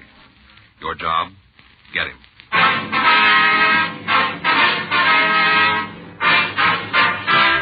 Dragnet, the documented drama of an actual crime. For the next 30 minutes, in cooperation with the Los Angeles Police Department, you will travel step by step on the side of the law through an actual case transcribed from official police files. From beginning to end, from crime to punishment, Dragnet is the story of your police force in action. It was Tuesday, February 8th. It was cold in Los Angeles. We were working the day watch out of robbery detail. My partner's Frank Smith. The boss is Chief Detective Thad Brown. My name's Frank. I was on my way back from communications, and it was 12:10 p.m. when I got to room 27A. Robbery. You get the wire off today, Hearn? Yeah, I should have an answer this afternoon. Doesn't come in, we better call him. Yeah. You want to get something to eat? Yeah, it's about that time. Where do you want to go? No, how about the stakeout? Good. I could use a couple enchiladas. Get your hat. You want to tag the skipper before we leave? No, he's not in. I saw him go out with Chief Brown. We can talk to him when we get back, huh? Right. Let's go. It's a hot one. I'll get it.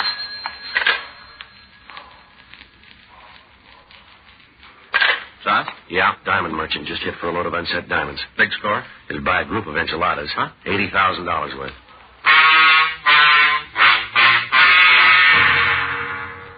Frank and I left the city hall and drove over to the address we'd gotten on the hotshot phone. It was a large office building on Hope Street. From the lobby register, we found that the victim, a Mr. George Mars, occupied suite 318. We checked with the uniformed officers who answered the call, and then we went upstairs to talk with Mars. Well, I tell you, officer, there wasn't anything about him that'd make a person think he was a holdup man. Mm-hmm. Nothing. You want to tell us exactly what happened? Well, sure. There's not much to talk about. I was sitting here looking at the papers, checking the sales. What's that? Dollar Day. Oh, I figured maybe I could get a good buy on some suits. I've been needing them. Figured maybe I could pick up a couple on sale. Not for $1, you know, but on sale. Yes, sir. Go ahead. Well, just sitting here reading the paper, and all of a sudden the door opens, and in comes this fellow. Mm-hmm. Nice looking. Sure, no reason to think there was anything wrong. Yeah. Told me he wanted to see some diamonds on set. Mm-hmm. You say why you wanted to see him? Yeah, something about opening a store up in the valley someplace around Sacramento. Oh, yeah. I felt kind of good. You know, to think a man had come all the way down here to look at the stones I've got. You say why he did that? No, I didn't ask. Lots of times that happens. Been in business quite a while. Word gets around. Mm-hmm. Anyway, the man said he wanted to see some stones. I went back to the safe to get them. Yeah. Picked up several trays and brought them out here. When I took another look, he was sitting right there. There, holding a gun. Mm-hmm. Just as calm as can be, pointing the old gun right at me. Did he say anything to you? Told me to put the diamonds on the counter, not to make any noise. Said if I played it smart, I wouldn't get hurt. Yeah. I wish you could have seen this fellow. Just as calm as could be, he reached in his pocket, took out a pair of gloves, put them on, then he scooped all the diamonds into a little bag he was carrying and told me to get into the back room. Yeah. Made me lay down on the floor, and then he locked the door. Told me not to make any noise. Said to count to 100 by ones before I tried to yell. Mm-hmm. Well, after he locked the door, I heard him leave the office. I started counting. All right, Mr. Mars, can you give us a description of the man? Outside of the fact he had the gun, I can't tell you anything about him. I'm trying to pull a picture out of my head, but there just isn't anything. Well, maybe we can help you. Go ahead. I don't think it'll do any good. All right, let's start with his age. How old was he? I don't know. Medium, I guess. 30, 35? Older, younger? I don't know. How tall was he? Oh, I guess you'd say he was... I don't know. Well, when you looked at him, did he seem to be larger or smaller than yourself? About the same. Well, then he'd be about, 5'10", 11? I guess so. I don't remember. What about his face? Can you tell us anything about that? Nope. Do you have a mustache? Might have. But you aren't sure? No. Wear glasses? I don't remember. Well, now, think real carefully. Is there anything at all that you can remember about him? Yeah, but it's kind of silly. Well, what is it? When I came back with the diamonds and he was holding the gun, I noticed his hands. Yeah? His fingernails were manicured. Yeah? Yeah, real clean and with some kind of polish on them. You know what I mean? Yeah, I think so. Like that? Mm-hmm. I'll check with the fellows outside, Joe. Maybe they came up with something. Okay. Mr. Smith? Yes, sir? I'm sure sorry about this not being able to help more. Well, don't worry about it, Mr. Mars. I'm sure sorry. I'll be right back, Joe. All right. You have a cigarette, Mr. Friday? Yeah. Here you go. Thanks. Here's a light. I got it. This kind of thing happen to you often? How do you mean? Oh, where somebody's robbed and can't remember what the hold-up man looked like? Once in a while. What do you do about it? Try to find another way. You usually find one? Most of the time. Joe? Yeah. See him in? Yeah. What do you got? Well, I checked with the men in the radio unit. Yeah. They got a guy downstairs. We better talk to him. Suspect? No, eyewitness.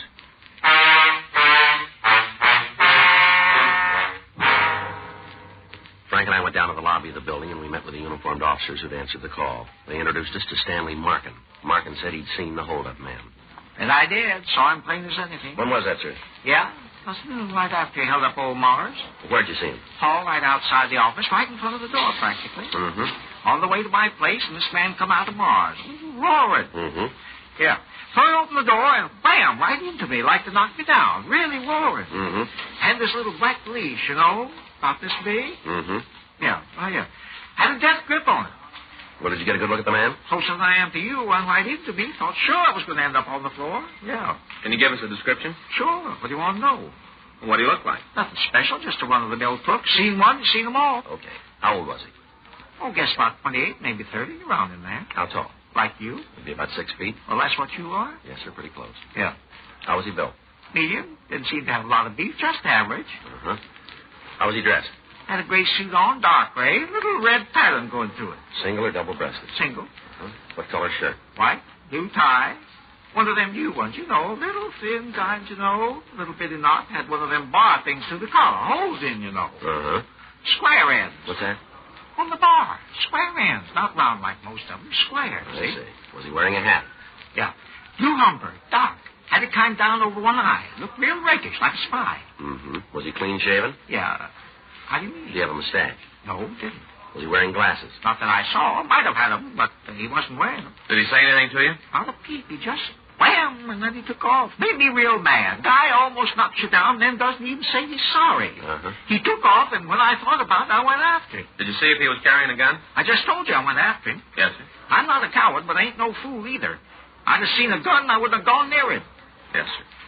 Guy didn't even wait for the elevators. Just run off the stairs. Fire exit, you know. Yeah. Down 3 stories. All the way by stairs. Tell you, it almost got me, but I was so sore about being run into, and then no apology, just nothing. I went after him. Yes. He got to the lobby, and he went out on the street. Thought I had him sure there. Place was all crowded. The dollar day, you know. Yeah, we know. Didn't think he'd be able to run far with all them people. Mm-hmm. He didn't. What's that? He didn't run very far. Only to the curb, and he jumped in a taxi. Yeah. Cab took off. I tried to get there before it left, but didn't make it. Too many crowds. Mm-hmm. I got the number of the cab he took, got it written down in my office. Can we go up and get it? Sure. Scientifics come out yet? What's that? Scientifics, you know, fingerprints and all. They come yet? No, not yet. Well, they get here, and it'll be toodaloo to him. Them guys and their machines, just a matter of dropping a few cards in some gadget, and ping, there's the name. Yes, sir. Well, it'll be a little more than that. Yeah, that's what you think. Soon as the scientifics get here, have them come and see me, first thing. You bet. Give them something to really work on. What do you mean? Yeah, good start on who the fella is. What's that? When he bumped into me upstairs, he dropped his hat. Flew right off his head. Guy didn't stop to pick it up. I got it. It's a good one. Uh-huh. Got his name in it. 12:32 p.m. The crew from the crime lab arrived and started their investigation of the office where the robbery had taken place. Frank and I got the description of the thief out, and then we started to check on the cab number. The suspect's hat was turned over to the crime lab. When Frank and I looked at it, we found the initials TR on the inner band and the name of a men's store in Las Vegas, Nevada. Lieutenant Lee Jones said they'd run a check on it for us. The staff's office started a run on the M.O. and the description. Both the victim and Stanley Markin were taken to the city hall to look through the mug books for a possible identification. At 1:26 p.m., we obtained the name of the cab driver who'd picked up the suspect. The company told us that his regular stand was at the corner of 6th and Broadway. When we got there, the driver was out on a call. We waited until 2:14 p.m. when he returned. Yeah, I remember him. Picked him up in front of the Jerks building. That's right. Now, can you tell us where you took him? Not right off. It should be on the way bill, though. Would you check for it? Sure, just a minute. I'll get it. Be a nice break if he's got it. Yeah? Yeah, here it is. I picked him up at 12:06 and dropped him at the Toddle Inn bar over on Fig. Did he go in the place? Yeah, I was making out the log. I saw him. Did he say anything to you on the way over? No, nothing special. Seemed kind of nervous, kept looking back. I figured there was something wrong, but you get so many crackpots in this business, you can't take time to worry about all of them. Mm-hmm. So what'd he do? Feel a little better if we talk to him about that. Yeah, sure. Oh, one thing he said might help you out. What's that? Well, he wanted to know where he could get an airline schedule. Yeah. Said he was anxious to get out of town. The cab driver verified the description of the suspect. We put in a call to the airport detail and gave them the suspect's description. The bus depots and railroad terminals were also alerted. 2:47 p.m. We drove over to the Toddle Inn bar.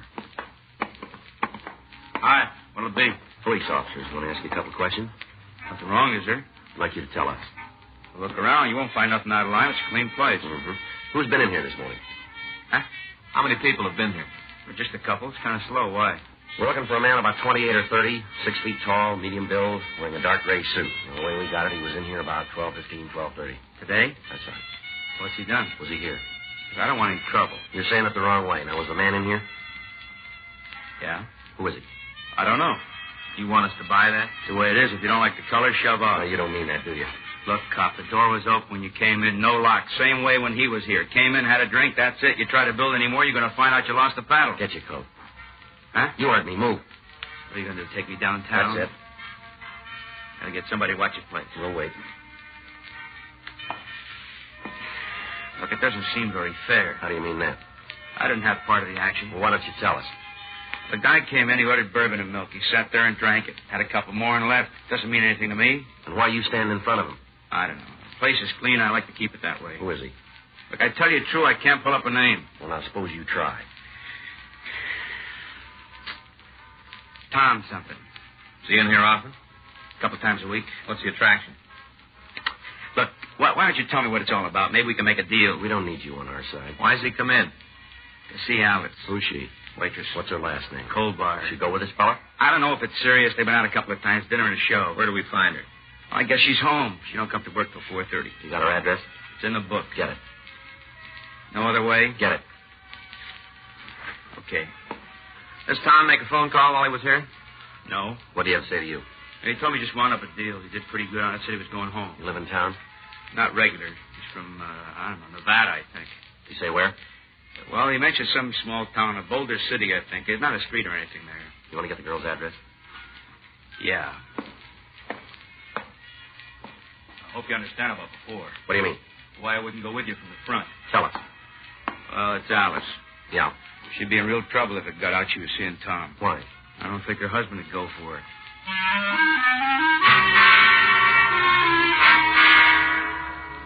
We called the name and description of the waitress into R&I, but we found there was no record on her. Frank and I left the bar and went over to her home. It was a run-down apartment building on Court Street. We checked with the manager, and she told us that the girl's husband left about 9:30 that morning. She went on to say that Alice Colbar seldom left the place before 3:30, and that as far as she knew, she was still at home. Frank and I went up to talk to her.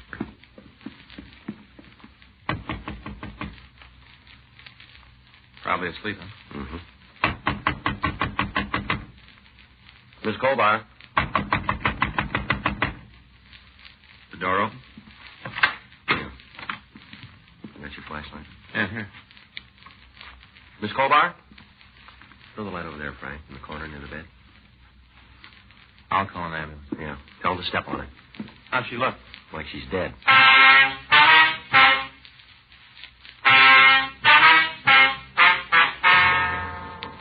From the appearance of the room, there'd been a fight.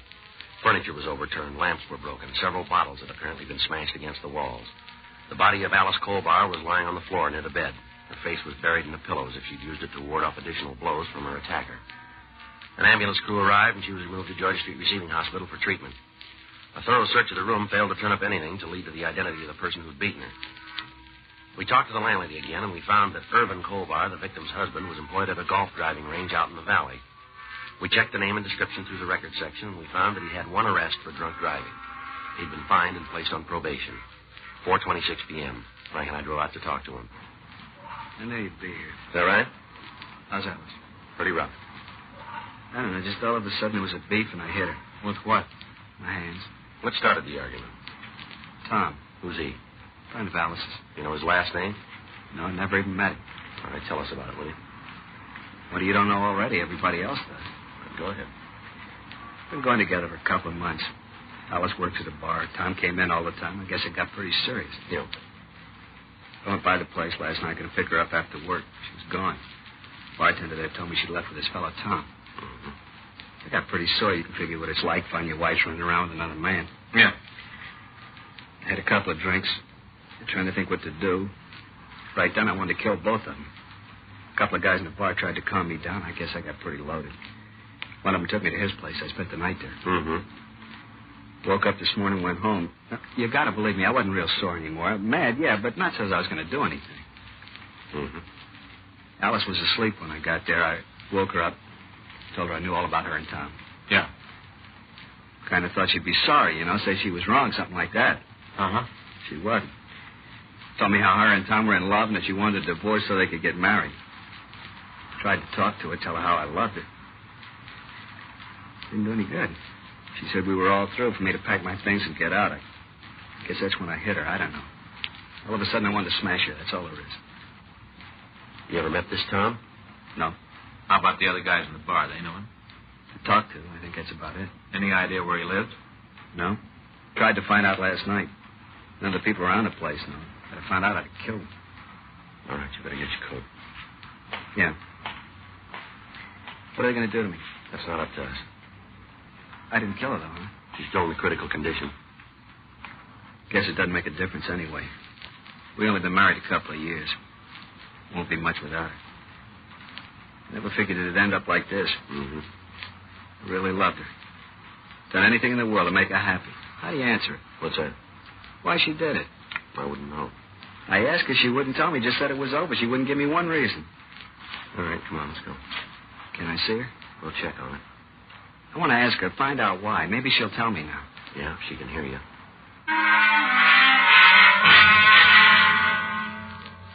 Irvin Colbar was taken to the main jail and booked in on charges of suspicion of violation of Section 245 PC, assault with a deadly weapon. We put in a call to Georgia Street Receiving Hospital, and we found that the Colbar woman had been removed to the county hospital. She was still unconscious. We made arrangements to be called in the event she was able to be questioned. 6:45 p.m. We talked to Lieutenant Lee Jones. He told us that the lab had been unable to come up with any useful information at the scene of the crime. He said that they'd identified the manufacturer of the hat that the suspect had worn, and they gave us their local address. He went on to say, however, that hairs found in the lining of the hat would act as corroborative evidence if the suspect were apprehended. We put in a call to the hat company, but we found that their offices were closed. We contacted the Las Vegas Police Department and asked them to check on the store who'd sold the garment. We gave them a complete description of the suspect and the initials TR with the possible first name of Tom. They said they'd call back the next morning with whatever information they could obtain. Wednesday, February 9th, we got word from County Hospital that Mrs. Alice Colbar had died in her sleep without regaining consciousness. The case was turned over to homicide officers for completion. Additional teams of men were sent out to the bar where she was employed in an effort to find some trace of the missing suspect. 11:15 a.m. Robert Smith. Yeah. Yeah, I'm the one to talk to you. Yeah, what'd they say? Yeah. How many? It looks pretty good, huh? What about a record? Yeah. Okay. 1864? 54? Right. Yeah, I got it. Yeah. We'll let you know. Thanks for the help. Bye. Las Vegas. What do you got? Well, I checked with the clothing store where the hat was bought. It's a new model, only been out a couple of months. They remember the guy who bought it? Yeah. Description didn't mean anything, but the initials did. Clerk said the hat was bought by Thomas Rourke. Vegas got anything on him? Yeah, a couple of arrests for robbery. Do any big time? No, the cases wouldn't hold. They know where he is? They got an idea. Yeah. He's supposed to live out in Covina.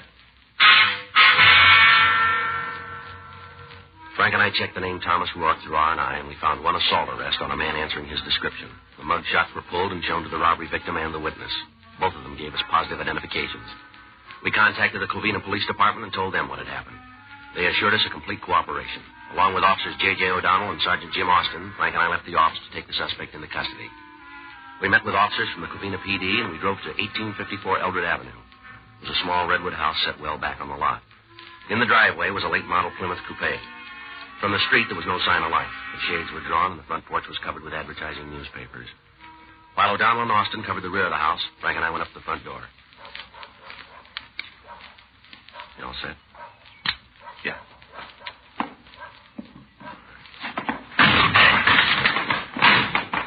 No one here.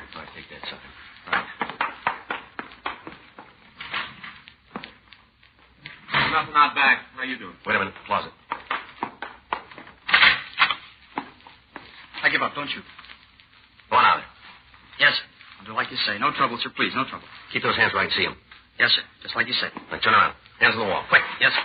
Come on, move. You won't find anything. Haven't done anything wrong. You got the wrong man. Yeah, sure. I'm telling you the truth, sir. I wouldn't lie. All right, come on. Let's go. Yes, sir. I get a coat. Point it out. In the closet. Great. I'll get it. What's this all about, sir? You don't need a picture. I'm afraid I do. I don't know why you're doing this. That's your car in the driveway? Yes, sir. You live here alone? No, sir. This is my sister's house. Where's she? Working, sir. Here, stick it on. Let's go. Can I get a hat? Don't bother. Huh? We got one that'll fit you.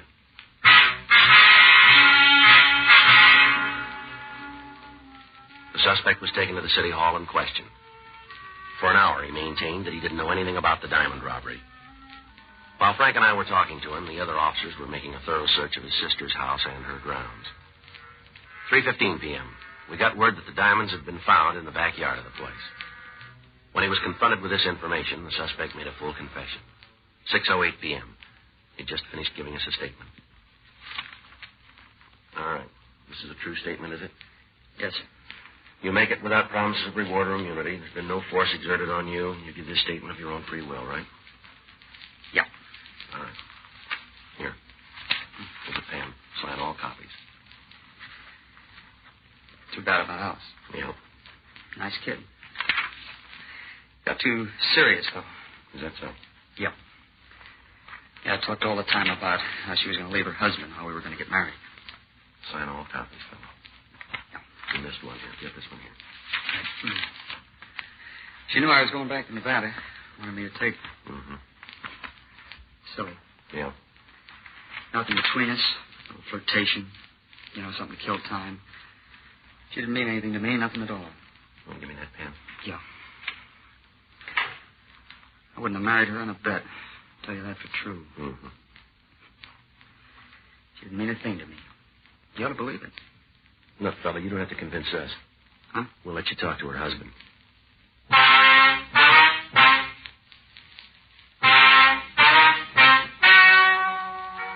Ladies and gentlemen, the story you have just heard is true.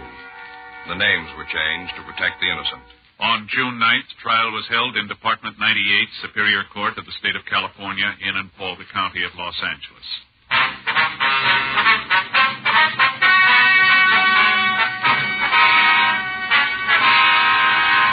Thomas Emery Rourke was tried and convicted of robbery in the first degree and received sentence as prescribed by law.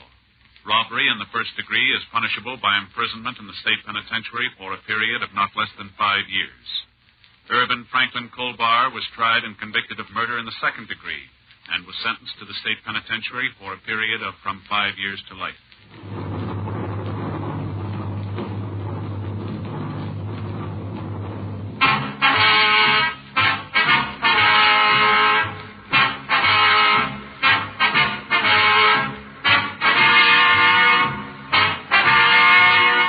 Just heard Dragnet, the authentic story of your police force in action, and starring Jack Webb, a presentation of the United States Armed Forces Radio Service.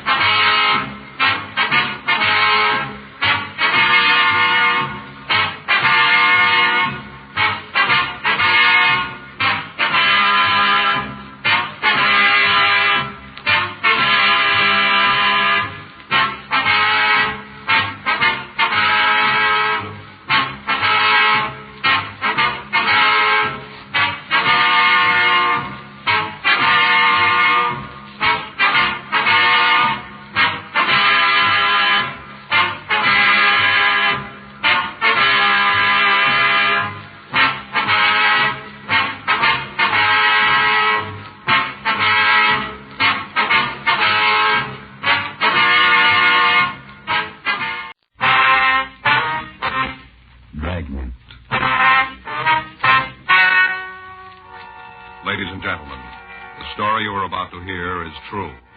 The names have been changed to protect the innocent.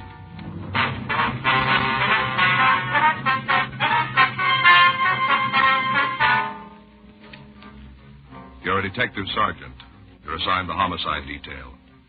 You've just completed an investigation on an East Los Angeles murder case. You get a hotshot call. A shooting at a liquor store on Pico Boulevard. Your job? Check it out.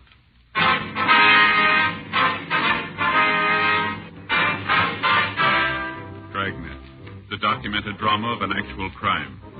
For the next 30 minutes, in cooperation with the Los Angeles Police Department, you will travel step by step on the side of the law through an actual case transcribed from official police files. From beginning to end, from crime to punishment, Dragnet is the story of your police force in action.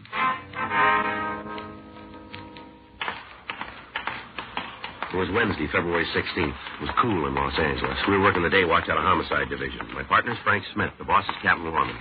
My name's Friday. We were on our way back from the interrogation room, and it was 8:46 p.m. when we got to room 42. Homicide. You think he'll cop out? I don't know. Probably won't make much difference anyway. Yeah.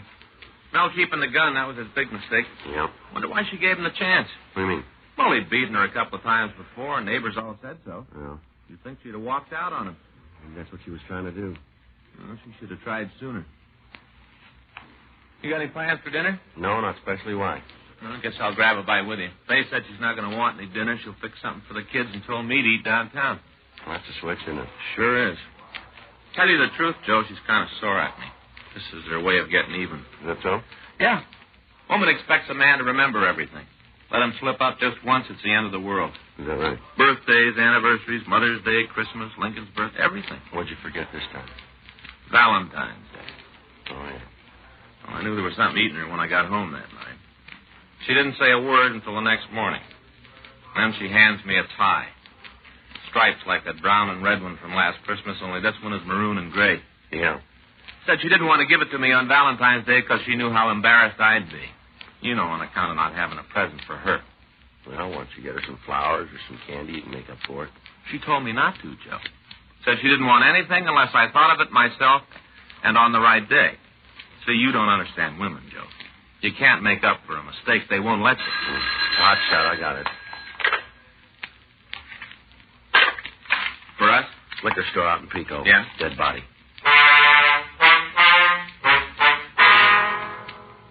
We drove out to the Evandale liquor store on West Pico Boulevard. The owner, Cecil Evandale, was lying on the floor behind the counter. He'd been shot to the chest, and he was already dead when the body was discovered. A team from robbery detail and Sergeant J. Allen and a crew from the crime lab arrived a few minutes after we did. They began their investigation, and we talked to the patrol car officers who'd found Evandale's body. We were just cruising by, and we saw the front door standing wide open. No sign of Evandale, so we thought maybe we ought to look around. Yeah. Came inside, gave the place a once-over, spotted him just like he is now. You're sure he's the man who owned the store, huh? Oh, yeah, it's Evandale, all right. He's had trouble before. How's that? A couple of boys held him up, must be about a month ago now. We answered the call. I see. Yeah, picked up the same night. Evandale had their license number. You got a conviction? First-degree robbery. Well, it can't be them if they're in the joint. I'll check on it, John. Right. There was another hold-up. They didn't get away with much. Oh? Cash register was open when we came in. Still full. $50, $75. That's my guess. Well, maybe something scared them off. The street was empty. No cars, nobody. Funny they left all that money just lying there in the drawer. That's not the only funny thing around here. Who you got, Jay? Found the casing. Take a look. Mm-hmm. It's 38, huh? Yeah. Slug went right through him. In his chest, out the back. Right through. Clean as a whistle. Mm-hmm. Should have got me, Buffalo. What do you mean? The slug. Yeah? Can't find a trace of it.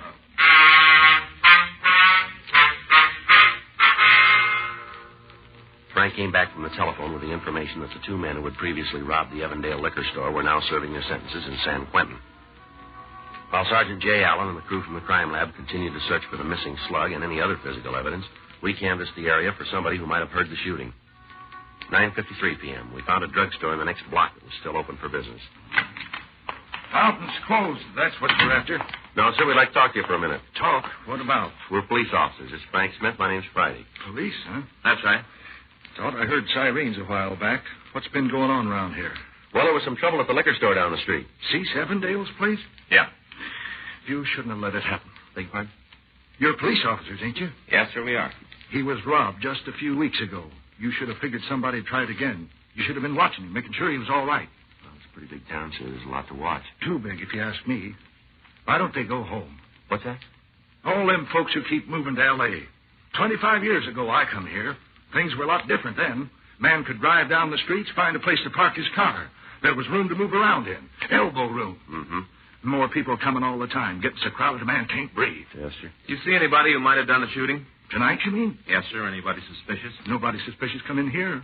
Not since I got back from supper, leastways. When was that? 7:30. Right around in there. Uh-huh. Don't think I've had more than a half a dozen customers since supper time.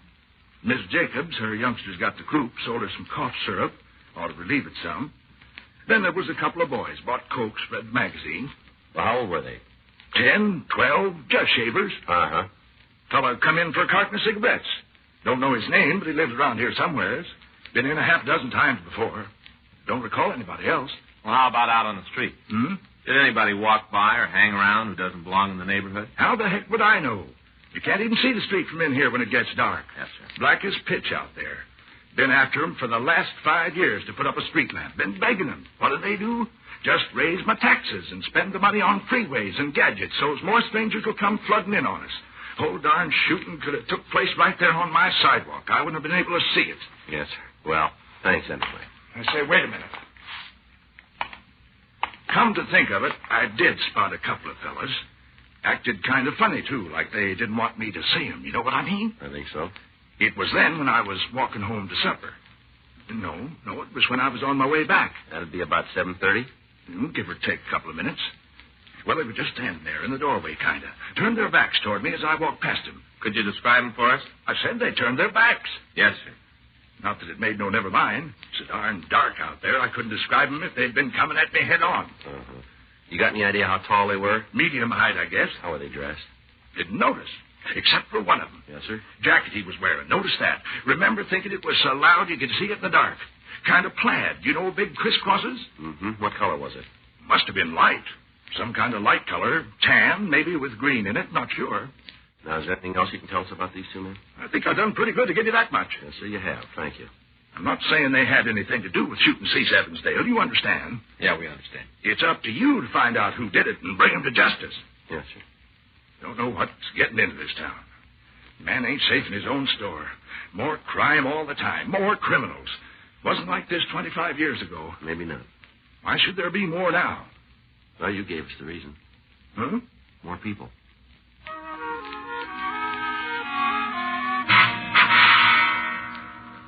$11:36 p.m. We went back to the liquor store. The body had been moved to the county morgue. Jay Allen told us that he and his crew had searched the walls, the floor, and the furniture. There was no physical evidence and still no trace of the slug that had killed Cecil Evandale. The next morning, February 17th, we again returned to the neighborhood and questioned shopkeepers in the vicinity. None of them had any leads. 12:05 p.m., we went back to the office. Well, I guess you were right, Joe. What about? Faye, when I got home last night, she was expecting candy or flowers or something. I thought she told you not to buy her anything. Yeah, but that didn't keep her from being disappointed when she didn't get anything. Oh, what'd she say? She didn't say. She just looked. I got it. Homicide, Friday. Yes, that's right. No, we're on that. When? I see. My tie-in, yeah. Give me the address. Okay, right. Thank you. Office just got a report from a clinic out on Wilshire. A man came in to see him this morning. Yeah? Had a .38 slug in his chest. We drove out to a small medical center a few blocks west of Vermont Avenue, and we went into the offices of Dr. J.Y. Springer. Good afternoon, gentlemen. Afternoon. Dr. Springer in? Do you have an appointment? The police officers. Oh. The doctor busy?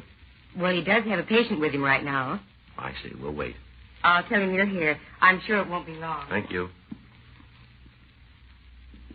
Might as well sit down. Yeah. You think we're on the right track, Joe? I don't know. That slug isn't in the liquor store, that's for sure. Jay says there isn't a mark on the walls. Yeah. Sure had to hit something. Or somebody. Yeah. You want a magazine? No, thanks.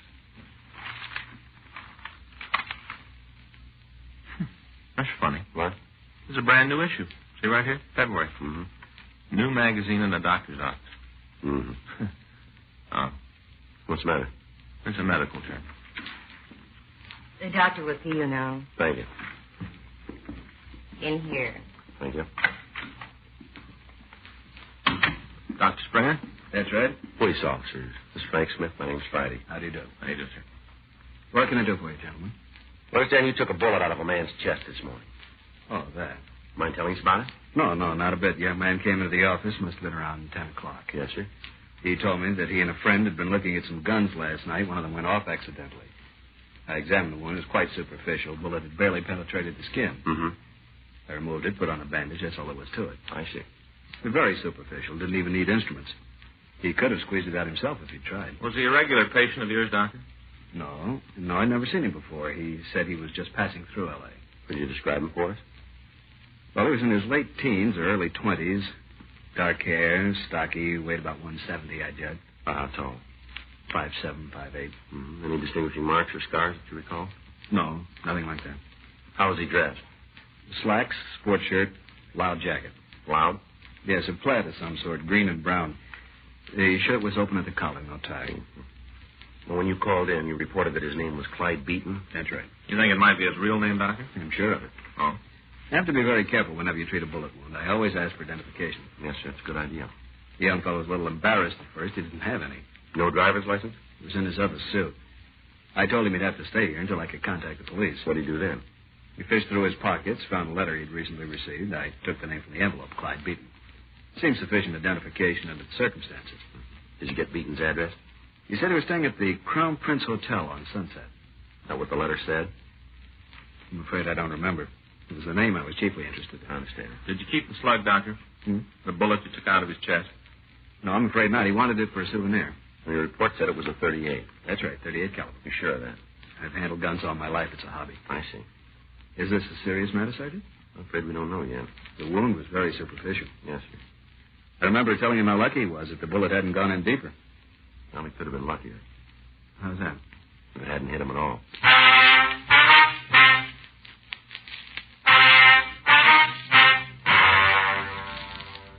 We drove over to the Crown Prince Hotel. They told us that no one by the name of Clyde Beaton had been registered during the past month. They also told us that they had no guess who answered the suspect's description. We checked the name through R&I. They had nothing on them. We also checked the telephone books, city directories. We came up with 2 Clyde Beatons. The first one was an elderly man who lived on Highland Avenue. We interviewed him and learned that he suffered from arthritis and had been bedridden for the past 2 years. He had no living relatives except for a daughter who kept house for him. The second Clyde Beaton lived on Washington Boulevard. We drove out to the address. It was a 2-story brick and stucco apartment house.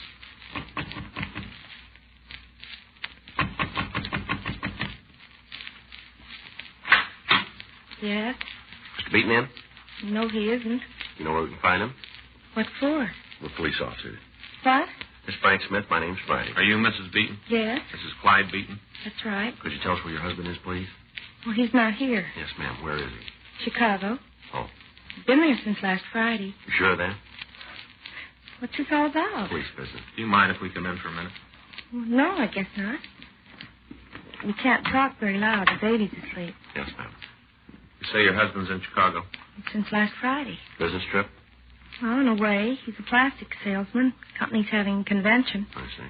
He did a bigger gross last year than any other West Coast representative, and that's why they picked him to go. Mm-hmm. It's quite an honor.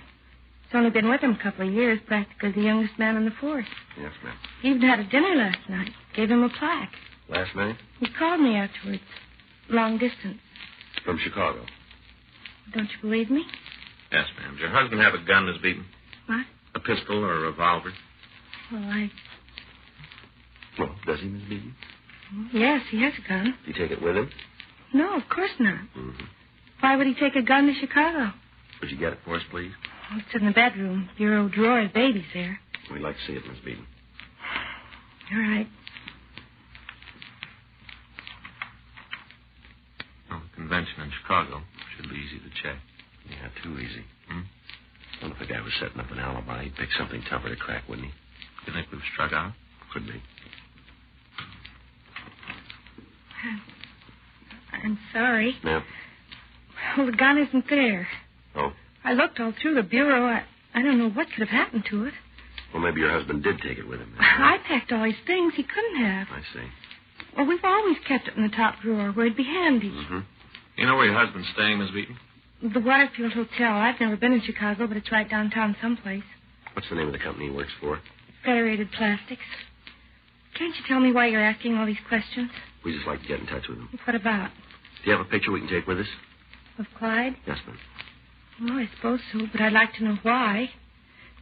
Is he in any trouble? Not if he's been in Chicago for the last few days. Of course that's where he's been. I talked to him just last night. We have the picture now? Let's see what I can find. I think there are a couple of snapshots in the desk. Would that be all right? Yes, ma'am. Be fine. When's your husband due back? Day after tomorrow. Is he flying? Mm-hmm. I don't know which flight, though. He said he'd send me a telegram. Here's a picture. Took it last summer on our vacation in Yellowstone. Mm-hmm. My brother Tim's in it, too. Will that make any difference? No, it's perfectly all right. That's Clyde, sitting on the rock. Mm-hmm. The one in the plaid coat.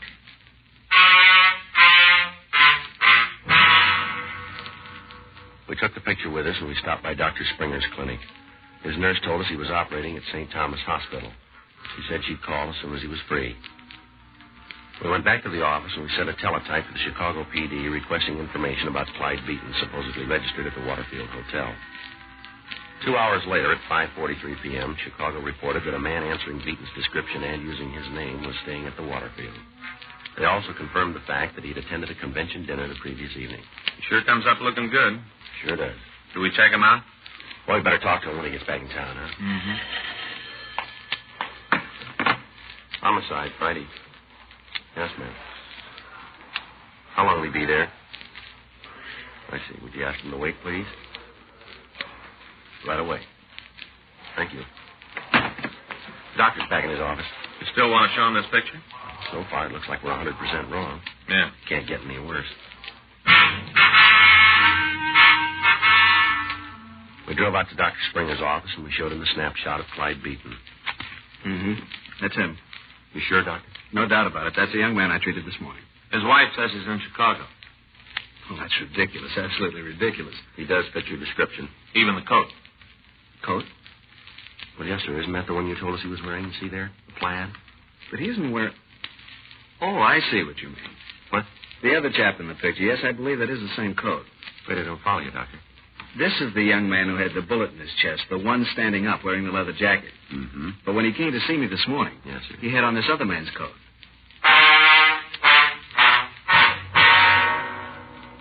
Dr. Springer was positive in his identification of Mrs. Beaton's brother. 7:28 p.m. We again interviewed Mrs. Beaton. Oh, it's you again. Yes, ma'am. What do you want now? Just a couple more questions. You got me so nervous before, I just didn't know what to do. I had to telephone Clyde all the way to Chicago. Make sure he was all right. We're sorry about that, ma'am. It would cost us a fortune in phone bills. He said the police back there had been bothering him, too. He couldn't imagine why. We don't want to cause you any trouble. Well, that doesn't help any. Would you take another look at this picture, Miss Beaton? What for? I gave it to you. Yes, ma'am. You said that the other man was your brother. Is that right? What about him? What's his name, please? Tim. His last name? Larkin. Tim Larkin. Well, now, does the coat that your husband's wearing in the picture belong to him or to your brother? It's Clyde's coat, of course. He's wearing it. Is it in the house now? No, I don't know where it is. Cleaner's, I guess. Wasn't here when I packed Clyde's bag last week. Your brother live in L.A.? Yes. Where about? Well, he lived with us until a few weeks ago, and then he and a friend of his took an apartment over on Bellwood Avenue. You know the number? 261 West. What's his friend's name? Oh, it's Bill Dressingham. Went to college together. Mm-hmm. That's why Tim came to California to go to school. Our folks live back in South Dakota. I see. He did all right the first couple of years, but something happened last semester. He just sort of lost interest and quit school, both him and Bill. Got jobs and rented this apartment. I guess they're making good money. It's a very nice place. Yeah. It isn't Tim, is it? No. Well, the reason you've been coming back and forth here all day. We don't know yet. Well, if anything's happened, it'll be my fault. I'm supposed to be responsible for Tim while he's in California, but if folks don't know he isn't going to school anymore, they think he's still living with us. Mm-hmm. He's the baby of the family. He just turned 21. Thought I'd wait until Mom and Dad realized he's a grown man. Then I'd tell him he's on his own. Thought I'd wait till then. Maybe you waited too long.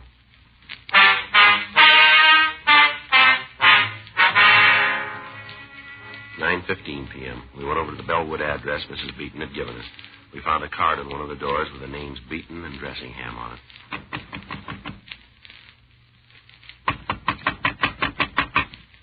Yeah, who is it? Open up. What a big McGilla. All right, get your hands against the wall. Huh? Police officers, move. Turn around. You okay? Come on, son. All right, he's not heavy, Joe. All right, what's your name? Tim Larkin. Unbutton your shirt. What for? Your shirt, unbutton it. Yes, sir. Where'd you get that bandage? I fell down. Come on, where'd you get it? Fell down, I said. You see a doctor? No. How do you know it isn't serious? It's getting better. You didn't see a doctor? No.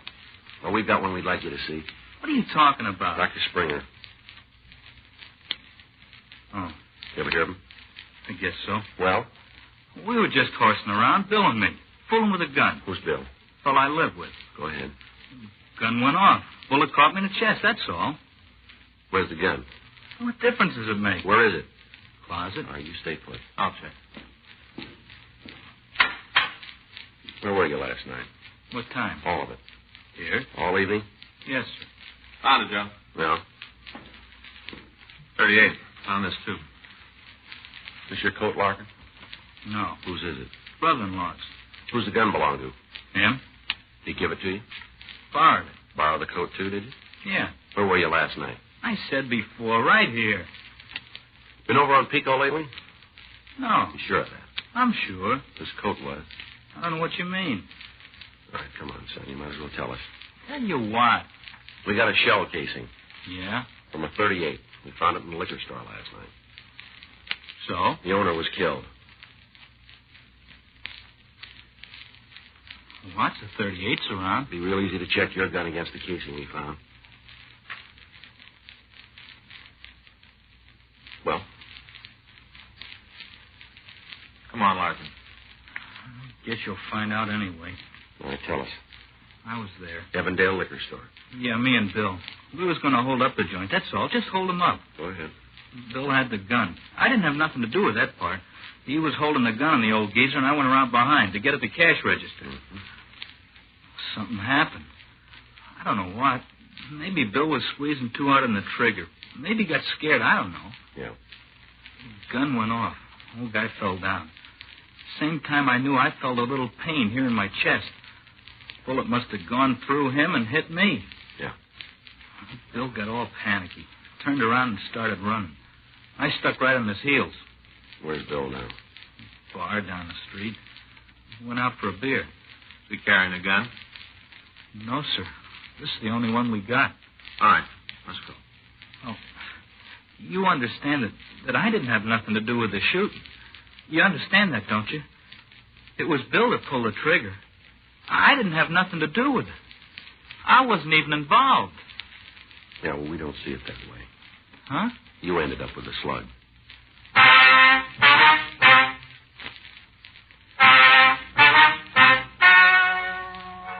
The story you've just heard is true.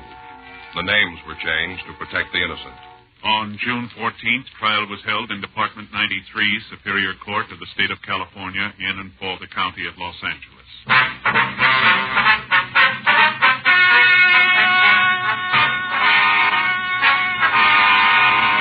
William Seaton Dressingham and Timothy Wilkes Larkin were tried and convicted of murder in the first degree.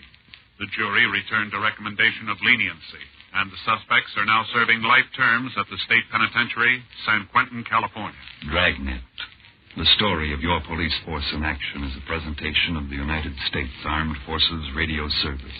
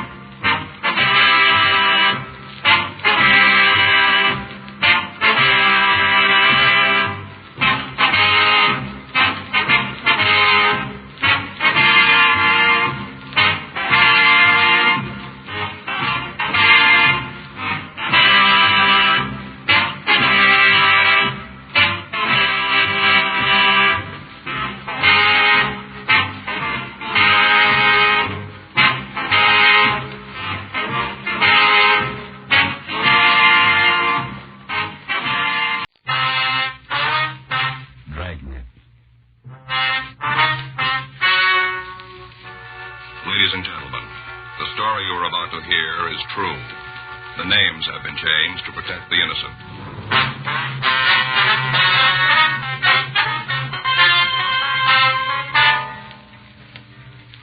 You're a detective sergeant.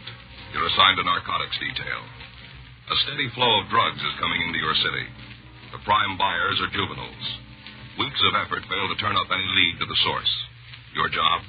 Find it.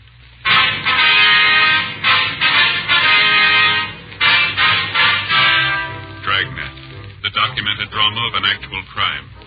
For the next 30 minutes, in cooperation with the Los Angeles Police Department, you will travel step by step on the side of the law through an actual case transcribed from official police files.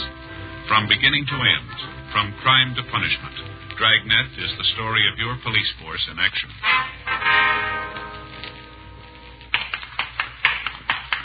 It was Monday, January 10th. It was cold in Los Angeles. We were working the day watch out of narcotics detail. My partner's Frank Smith. The boss is Captain Wallers. My name's Friday. We were on our way back from the cell block, and it was 9:47 a.m. when we got to the interview room. Felony section. Sit down there. All right, Morley, you want to tell us? About what? Why you're here. It's on the booking slip. You saw it. We'd like to hear it from you. It's no go. You won't tell us. Well, I'd like to, but I can't. All right, let's go over it again. From where? The beginning. Where were you picked up? Corner 5th and Main. For what? Cop said I had a handful of pot. Did you? Well, he found it, said it was mine. But it wasn't. No. Where'd it come from? I don't know. How much you turned? A couple of joints. And you don't know where it came from? You heard it once. Morley, you think that story's going to hold in court? I got to tell the truth. Yeah, well, why don't you start? Okay, you win. Get your notebook out. Go ahead. I just got out of the movie, triple feature. Spent the whole afternoon in the place. Time I left, it was dark. I walked up to the corner trying to figure out what to do. Yeah. All of a sudden, this guy come down the street, running fast. He came right at me. Mm-hmm. I thought he was going to bang into me the way he was running, not looking where he was going. Yeah. Now, I'll get the picture. I'm standing there minding my own business, and here comes this fellow, perfect stranger. I never saw him before in my whole life. He runs right up to me, and he gives me a package. He just hands it to me and says, hang on to this. I'll be right back. After that, he left. Mm-hmm. Next thing I know, a car pulls up, 2 cops get out. I got a chain on. I'm brought in here. That's the way it happened. That's right. You didn't know anything about what the guy was giving you? No. You like to tell us what this fellow looked like? You mean the one who gave me the package? That's it. He's a tall one. Mm-hmm. About 12'2". Mm-hmm. Pure green hair. He wore it in kind of a crew cut. You know, short? Yeah. You shouldn't have any trouble picking up a guy like that. You think you're doing yourself any good with this kind of an attitude? I don't know what you're talking about. I'm trying to give you the story. All right, Morley, you just pulled the top in. We got you made and you know it. Officer shook down your house this morning. We found a couple of pounds of manicured Mary over 56. We don't need your word to nail you. You've already had it. Then why are you rousting me now? We want to know where it came from. I buy it from a fellow. The one 12 feet tall. That's right. Let me see your arms, Morley. What? Come on. You've been this way. Roll up your sleeves. All right, now the other one. How long you been off? Boy, somebody tell me what's going on around here. This place is full of crackpots. You got a question hanging, Morley. Well, the answer ain't here. You know where to find it. All right, I'll lay it out. I bought the grass. I bought it from a couple fellas I know. Who are they? You've had it. Only part way. Well, that's as far as I go. You afraid of them? I'm not afraid of anybody. Then why not give us the names? I wouldn't be able to find a place on the street. We'll build a wall around you. No, they get through. We'll be in front of you. Well, you'll get hurt. Why won't you tell us where your marijuana connection is? I won't be a finger. They're pretty good friends, aren't they? Hmm? These men you're protecting, they think a lot of you, don't they? I guess so. So much that they'll let you sit here while they're on the outside. I'll get out. It'll be a while. Yeah, but when I do, I'll stay alive. Mm-hmm. I'll be able to walk around and look them in the face. Sure you will. They'll know what I did. I carried the beef. They'll know. Mm-hmm. Well, don't look too close. Hmm? You'll see them laughing at you.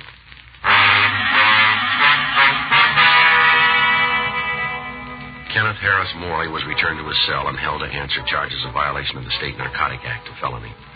Frank and I went back to the office, no closer to the source of marijuana that had been flooding the city. In the past 3 months, juvenile crime had risen sharply. Neighborhood merchants were reporting burglaries and acts of vandalism attributed to teenagers. In talking to some of the youngsters, we found that most of the crimes were the result of tea parties. We'd been working with the narcotic detail of Juvenile Division, but even by pooling our knowledge of the drug traffic in Los Angeles, we'd been unable to come up with a head person in the operation. Arrests had taken place, but none of the people apprehended could or would tell us who was running the campaign. Known peddlers were questioned. Informants were checked and rechecked. But when all of the work was evaluated, we were right back where we'd started. Monday, 12:15 p.m., we met with Captain Wallers and filled him in on the latest developments. 1:42 p.m. That's right, Mac. Yeah. Well, we talked to him. No, he wouldn't give us time of day. Oh, sure he knows. Yeah. Well, at least a step up. It'd be something. Uh-huh. Well, the only thing we can figure is the gun has got all the boys lined up and they're scared. Mm-hmm. Well, until we find a way to open them up, we're going to stay there. Yeah. Yeah. If we turn anything, we'll let you know. Right. Bye. McTeague, Georgia Street. Mm-hmm. They do any good? No, they knocked over another plant last night. Where? Out in the valley. Guys selling drive-in style. Mm-hmm. Customers pull in the driveway, honk the horn. A couple of minutes later, the pusher comes out and makes a sale. You said anything? No. They talked to him for a couple hours. Won't even admit he's in California. How does he explain the plan? Doesn't try to. Says the weed's his, just won't tell where it comes from. Yeah, another dead end. Yeah. I'm beginning to think we've seen everyone in town. I get it. Narcotics Friday. Yeah, that's right. Yes, I remember. Is that right? Mm-hmm. You name it. Well, it's 1:45 now. How's 15 minutes? I will see you there. What's that? Smith, my partner. You know him. All right. See you there. Right. What do you got? Remember Hugo Kenley? Kenley? A mule we talked to last year in the Redford thing? Oh, yeah, little guy. Kind of nervous. That's right. What about him? Says he wants to see us. Yeah.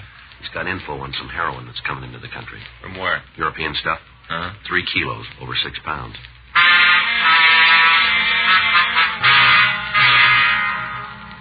Frank and I left the office and drove out to see Hugo Kenley. A year prior, he'd been instrumental in aiding us with the apprehension of the gang bringing heroin in from Mexico. Because of his cooperation, he'd been placed on probation, and neither of us had seen him since. On the telephone, he said he'd meet us in a small restaurant down on Spring Street. When Frank and I entered the place, we saw Kenley in one of the rear booths. Right there. Hi, Mr. Friday. Hugo, you know Frank Smith. Sure. How are you, Mr. Smith? Hi, Kenley. All right, Hugo, what do you got for us? You got to promise one thing. What's that? I'm a mile away. All right, if that's the way you want it. Well, it's got to be. All right, go ahead. The way it came to me was a rumble, nothing for sure. Yeah. About 3 weeks ago, I tagged a place out in the south end of town. Stop in there once in a while for some fish and chips, you know, when I can eat. Yeah. Well, there was a couple of guys at the bar, and we got to talking. Mm-hmm. One thing led to another. All of a sudden, we're buddies. Mm-hmm. You say this was 3 weeks ago? Yeah. All right, go ahead. Got so I drop in every night, shoot the breeze with them. A couple of times we went out together, had dinner, did a couple of strip joints on Western, you know, moved around. Yeah. A week ago, one of them took me home. I got sick, and he said he'd drop me off, told me it wasn't out of his way. Mm-hmm. So we stopped at a drugstore, and I got some pills. While we were there, he had a cup of coffee. We got to talking. Yeah. He wanted to know if I'd go to work with him. Doing what? Pushing. H? Yeah. Said they were expecting the shipment in, good stuff, European. Mm. Said as soon as it got here, they'd want to unload it fast. Said I could make myself a couple of bills. When's the stuff come in? I don't know for sure. Sometime next week, the way they talked. You said something on the phone about it being a good-sized shipment. The word I got was 3 kilos. Cut? No, they're going to do that here. You know who's shipping it? No, I figured it'd be better if I didn't show too much interest. Yeah. These guys are using agates. They don't want to lose. What can you tell us about them? 2 of them. They the guns? Well, I don't think so. Somebody else has got the keys. They're just along for the ride. What about the names? Milo Goff and Drew Franzen. Mm-hmm. They stood before? Yeah. On what? Milo's fallen for 211.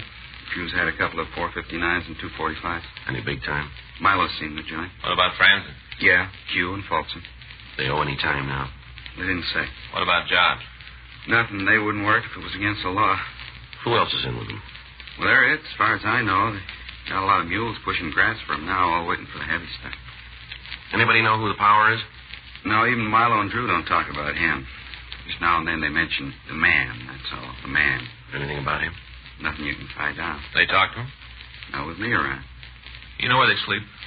I'm not sure. Milo said once they had a pad over on Adams. Mm-hmm. How'd they pick you? Why'd they open the door for you? Well, you set them up. They're pretty hinky. Why ring you in? Well, I told you we got to talking when we met.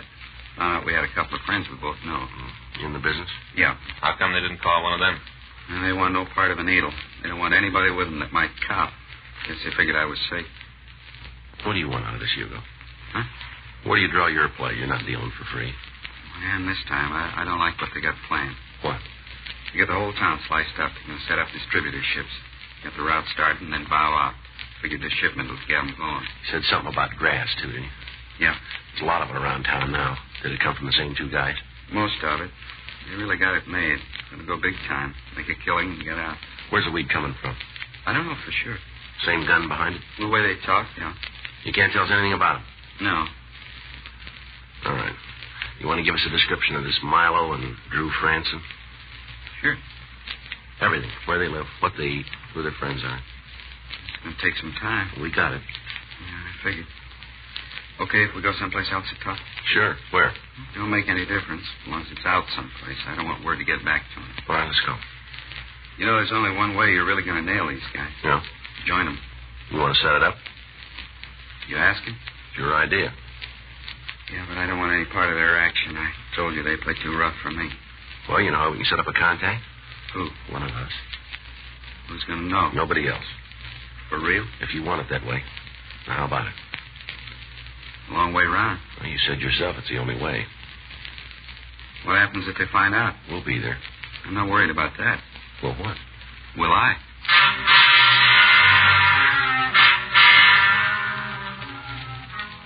We left the restaurant and drove over to MacArthur Park. Kenley gave us complete descriptions of the men he knew as Milo Goff and Drew Franzen. We made arrangements to meet with him again the following day, and then Frank and I went back to the office. We ran the names and descriptions through R&I, and we found that both men had records listing charges of robbery, burglary, and assault with a deadly weapon. A check through our file showed that neither of them had been involved in narcotics operation before. We checked their friends and the places they were known to frequent. Every place we went, we ran into the same wall. Nobody had talked to us. The following day, we met with Hugo Kenley again and outlined a plan to introduce me as a narcotic buyer from out of town. Kenley said that it'd take some time to make the arrangements, and we set up another meeting for Saturday, January 15th. Frank and I began to make plans for my going underground. I established residence at one of the better hotels in downtown Los Angeles. Through Captain Walters, I was able to obtain the money necessary to put up the front. Friday night, Frank and I met in the hotel bar to go over the final details of the operation. Anything from Hugo yet? No. The way we left it, he's going to call him in the morning. I don't like it, Joe. You know, if there was another way, I'd take it. I still think we ought to keep a tail on you. No, the way Hugo's laid these fellows out, they'd spot it for sure. Anything goes wrong, they'd be gone before you could come in anyway. Yeah. The skipper doesn't think it's good either. Neither do I, Frank. If you've got an idea how we can pull it off without taking the chance, let me know, will you? Yeah. All right, let's go over it again. Okay. We lay it out that I got to see the stuff before I buy, the usual thing. Yeah. Once they show, I call you. Mm-hmm. I've got the money. That's right. You hustle over to where we make the meet. Mm-hmm. Now, if I get the chance to call before the buy, I will. Otherwise, you'll know I got hung up. Okay. I'll be home. You get the number. Yeah. As soon as I have any information, I'll try to get it to you. You can relay it to the skipper, all right? How are we going to know if there's trouble? When I phone, if I use your first name, you'll know everything's all right. Yeah. If I call you Smith, don't waste any time. Get there, and get there as fast as you can. Okay. You got the ID for me? Okay. What do you got? Well, here's a driver's license. A couple of hotel receipts from up north, all made out to Jerry Whitner. Jerry Whitner, yeah. Mm-hmm. Here's some letters, phone book. Where'd you get the numbers? Jules Zimmerlin dug them up. Bars, hotels, a couple of places that ran a book in the Bay Area. Looks all right. Yeah. I hope it works. Anybody from the office in the hotel? Yeah. Luke's in the lobby. They took one of the rooms on your floor. A couple of men there. We've got the place covered as much as we can. Mm-hmm. As long as you're inside, we can see you. As soon as you go through the door, you're by yourself. You continue to make it sound good, don't you? Not leaving anything out, Joe. Yeah. You going to have dinner here at the hotel? I figured to. There's no reason to leave. Mm-hmm. Well, I'm going back to the office. All right. See you in the morning. I'll be here. Okay. As soon as I hear you left the hotel, I'll get home and wait to hear from you. Yeah. Try to keep us posted, huh? Yeah, well, this isn't the first time, Frank. Well, it looks like the roughest, though. Comes off, it'll be worth it. 3 kilos. Pure heroin. You know what that's worth? I don't know what they think. Yeah. I know what it's going to cost you.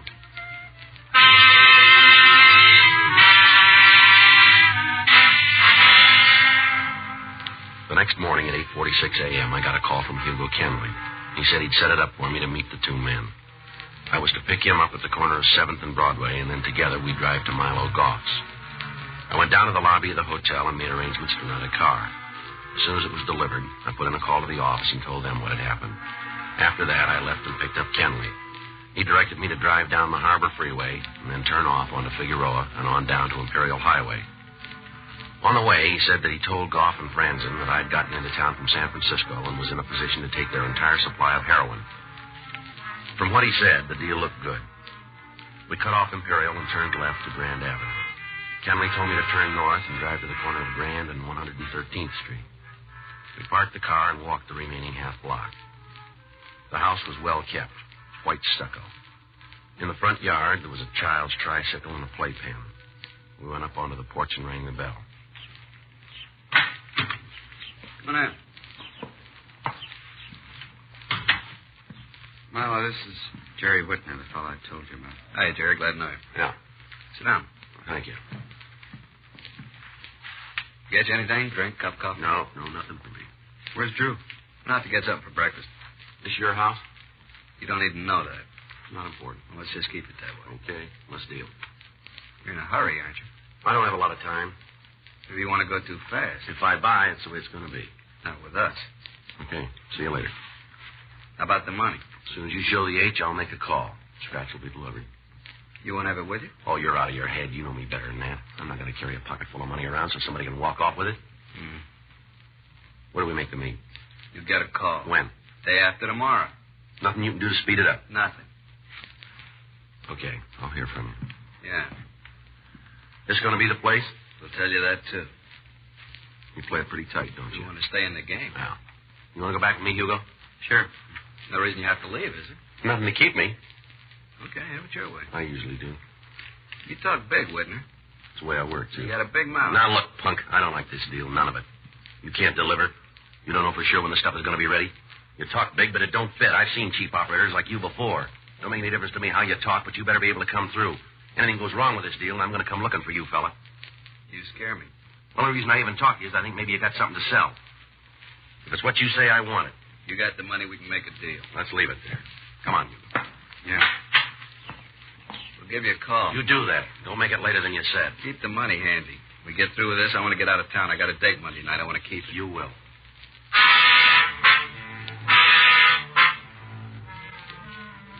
I went back to the hotel and waited. Monday morning, I got another call from Hugo to tell me that the meet was to take place in the hotel lobby at 10:45 a.m. From there, we'd go to where the buy would be made. I got in touch with Frank and told him what had happened. He said the hotel was covered, also the house on Grand Avenue. He went on to say that other officers would be standing by for my call to bring the money. As soon as the buy was made, all of the people in the place would be placed under surveillance in the hope that either Goff or Franzen would lead us to the head man in the operation. 10:36 a.m. I went downstairs and met Hugo Kenley and Milo Goff. We talked for a few minutes while we waited for Franzen to show up. Goff told me that the buy would be made in an apartment out in the Hollywood area. As soon as Franzen gets here, we'll shove up. I got time to make a call. To who? Man with the money. Tell him to stand by. You got to be told? You want the money, don't you? I want to make sure he's there. Go ahead. I'll be right back. Go with you. All right, come on.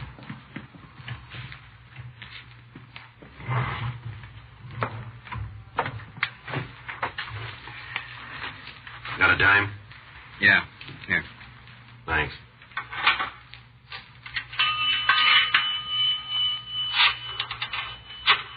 Make it snappy. Now, here comes Francis. Just take a minute. Where you been? Had to see the man, get the package. As soon as Jerry finishes here, we can move. This the guy? Yeah, why? You bonehead. Dumbest trick I ever heard of. What do you mean? All right, mister, put your hands down by your side. Make a move and I'll blow your spine out. What are you doing? What's wrong? This friend of yours. What about him? I know him. He's a cop.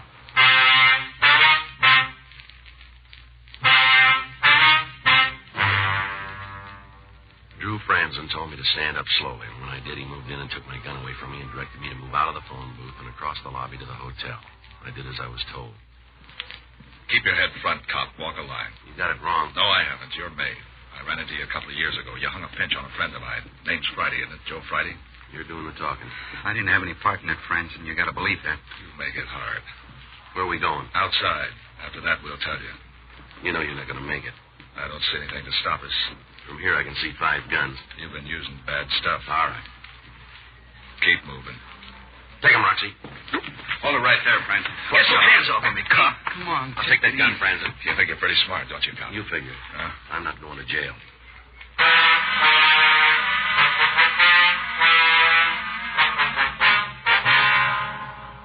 Suspects were searched, and then they were taken to the First Street station. In Franzen's pocket, we found a check from a parking lot. Sergeant Roxy Lucarelli and his partner checked it out. And going over the car, they found the heroin. Frank came into the office, and we talked to Drew Franzen for over an hour without getting anything out of him. He was booked in at the main jail. 12:14 p.m. We had Milo Kenley brought to the interview room.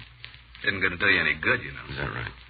Sure, I'm not going to tell you anything. You don't have to. We know you plan to set up a distributing organization. No, you ought to write this. We sent a couple officers out to your place. They found a list of names. I got a lot of friends. Most of them have narco records. I like different people. We're going to talk to all of them. Call first. Some of them move around. You'll tell us nothing, huh? What I got to say you've had. Okay, but I want to tell you something. I can't turn it off. Go ahead. You know, when I first met you, I thought you were pretty smart. Looks like I was all wrong. Yeah? You got to be thick in the head to take a beat by yourself. It won't be long. You better check the Narcotic Act again with the new laws. We got enough on you to lose the key and the cell number. Yeah, well, we'll see how it comes out in court. You're going to be there all by yourself. What about Francis? He's out. What do you mean? Just what I said. He isn't here. Well, where is he? I wouldn't know. Is this true? Left here about 20 minutes ago. Bail, huh? Is that how he made it? Well, it won't hurt to tell me that. He isn't here. All we got is you. Well, what about me? Nobody put up bail for me? I didn't see a line anywhere, did you? You're not lying. We don't even have to talk to you, fella. I just figured that you wouldn't want to stand all by yourself. You sure got good friends, Goff. Who sprung him? I don't know. Well, the guy had to leave a name. Maybe. We didn't check. It was Bert. All the odds in the world it was Bert. Maybe. I told you I don't know. It had to be. He only wanted to do it. You'd know that. Guy didn't say anything about getting me out, huh? Not us. Call somebody with a book. You said you wanted a statement. I'll give it. I'll check.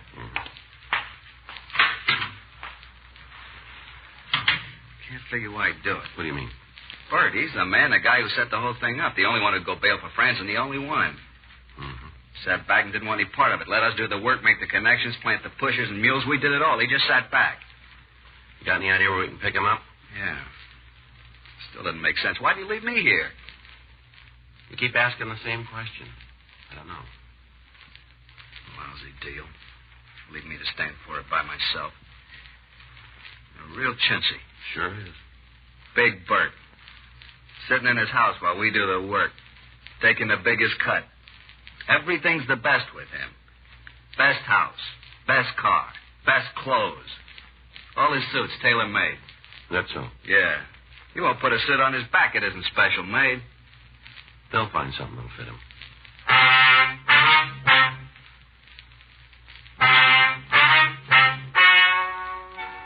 The story you have just heard is true. The names were changed to protect the innocent. On June 14th, trial was held in Department 97, Superior Court of the State of California, in and for the County of Los Angeles.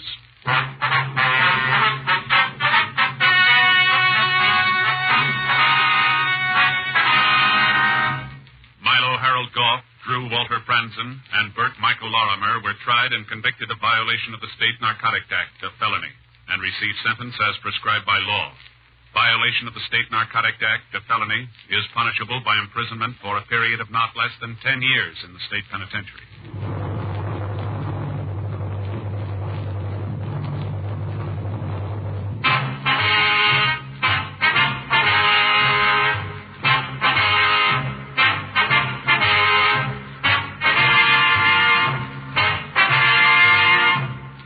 You have just heard Dragnet, the authentic story of your police force in action, and starring Jack Webb, a presentation of the United States Armed Forces Radio Service.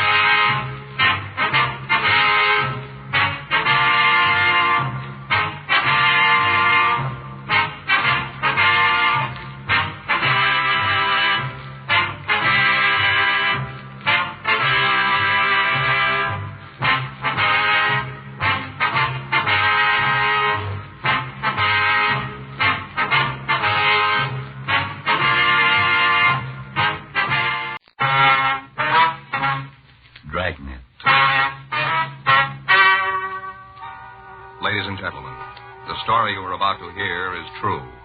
The names have been changed to protect the innocent.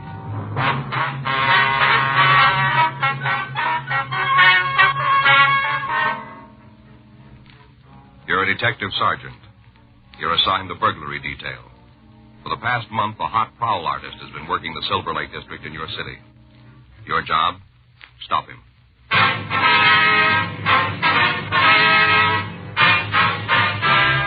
Dragnet, the documented drama of an actual crime. For the next 30 minutes, in cooperation with the Los Angeles Police Department, you will travel step by step on the side of the law through an actual case transcribed from official police files. From beginning to end, from crime to punishment, Dragnet is the story of your police force in action. It was Tuesday, April 12th. It was sunny in Los Angeles. We were working the day watch out of burglary detail. My partner's Frank Smith. The boss is Captain Bernard. My name's Friday. I was on my way back from the business office, and it was 4:31 p.m. when I got to room 45. Burglary. Been reading about it in the papers. You know, little items here and there. Not front page stuff, but it starts me thinking. Sure. Oh, hi, Joe. Hi. Mr. Bircher is my partner, Sergeant Friday. I do. How are you, Mr. Bircher? Pretty good. Except for my feet. They're killing me. Oh?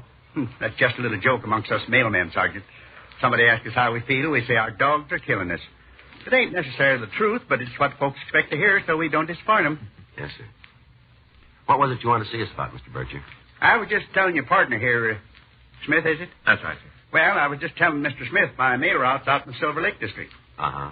You know, where they've been having them burglaries lately. Yes, sir. Sure, it's a shame. Nice part of town, quiet, residential.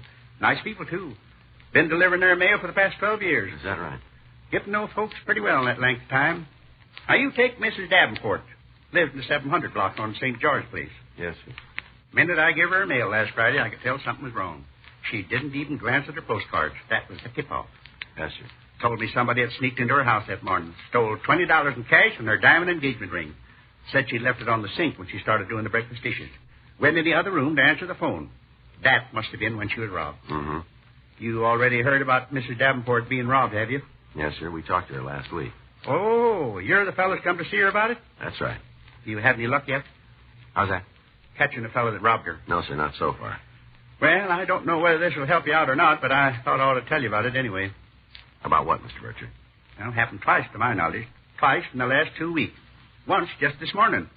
That's why I come down here as soon as I got off work. Mm-hmm.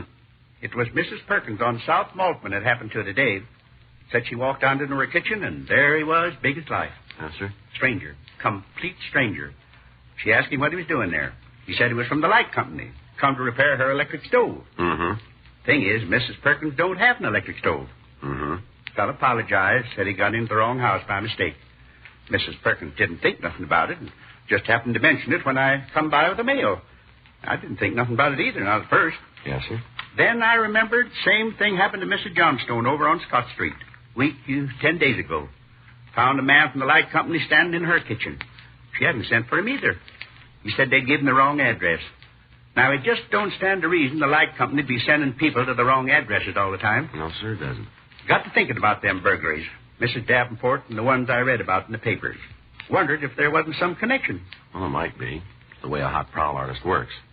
Hot prowl? Daytime burglar. Operates when the victim is apt to be in the house. Oh. Would you give us their addresses, Mr. Bircher? Huh? The two ladies you were telling us about? You mean that found the fellow from the light company in their kitchen? Yes. Mrs. Perkins. She lives on South Maltman, number 201. Mrs. Waldo Perkins, that's her full name. 201. And the other lady? Johnstone. Mrs. Nellie Johnstone. She's a widow lady. Her address is 1247 Scott Street, corner of Scott and Brandon. I see. Thank you. Would you mind showing us just what your mail route covers, Mr. Bircher? Huh? On the map over here. Would you come over here? Oh, sure. Sure. Here we are. Starts here. Mm-hmm. Down this street like so, then over here. This whole section. These streets here, down here. Mm-hmm. This is where I end up. I see. Mm-hmm. That's the right area, all right. Yeah. Anything else I can do for you? No, sir, I don't believe so. We appreciate your coming in. Figured out I ought to help you if I could, seeing as how we both work for the same boss. How's that? The taxpayer.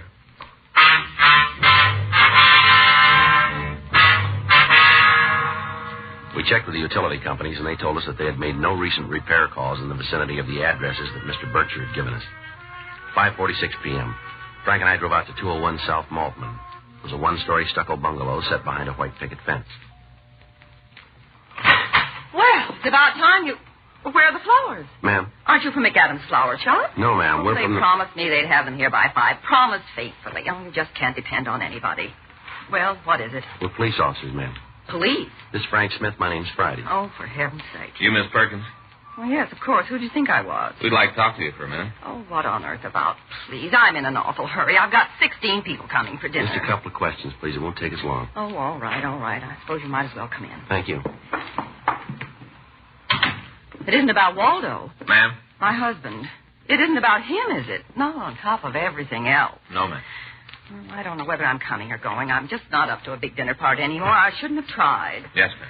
We understand you had a visitor this morning, Miss Perkins. Visitor? A man who said he'd come to fix your stove. Oh, yes. Now, how on earth... Oh, that mailman. I ought to know better than to tell him anything. He spreads it all over town. Yes, ma'am. You hadn't sent for an electrician, had you? Oh, certainly not. If anything was wrong with my stove, I'd send to the gas company. It's a gas range. Well, could you describe him for us, please? Describe him? That's right. I don't know what you mean. Well, what did he look like? Was he tall or short? Oh, I hardly even looked at him. He's just an ordinary man. I see. How old would you say he was? Isn't this kind of foolish? Well, we aren't sure yet, ma'am. Do you have any idea of his age? Oh, youngish, I guess. About 30. Mm-hmm. How was he dressed? I'm afraid I don't remember. Well, did he have on a uniform of any kind? No uniform. Suit, I think. I didn't pay much attention. No scars and anything like that? Well, not that I noticed. Might have. Well, just what did he say to you? Well, just that he'd made a mistake, that he was in the wrong house, that's all. Mm-hmm. Do you have any kind of an accent? No. He sounded like a plain, everyday American to me. I see. Do you think you'd recognize him if you saw him again? Oh, I don't think so. If it had been some other day when I wasn't so busy, when I didn't have so much on my mind... Yes, ma'am.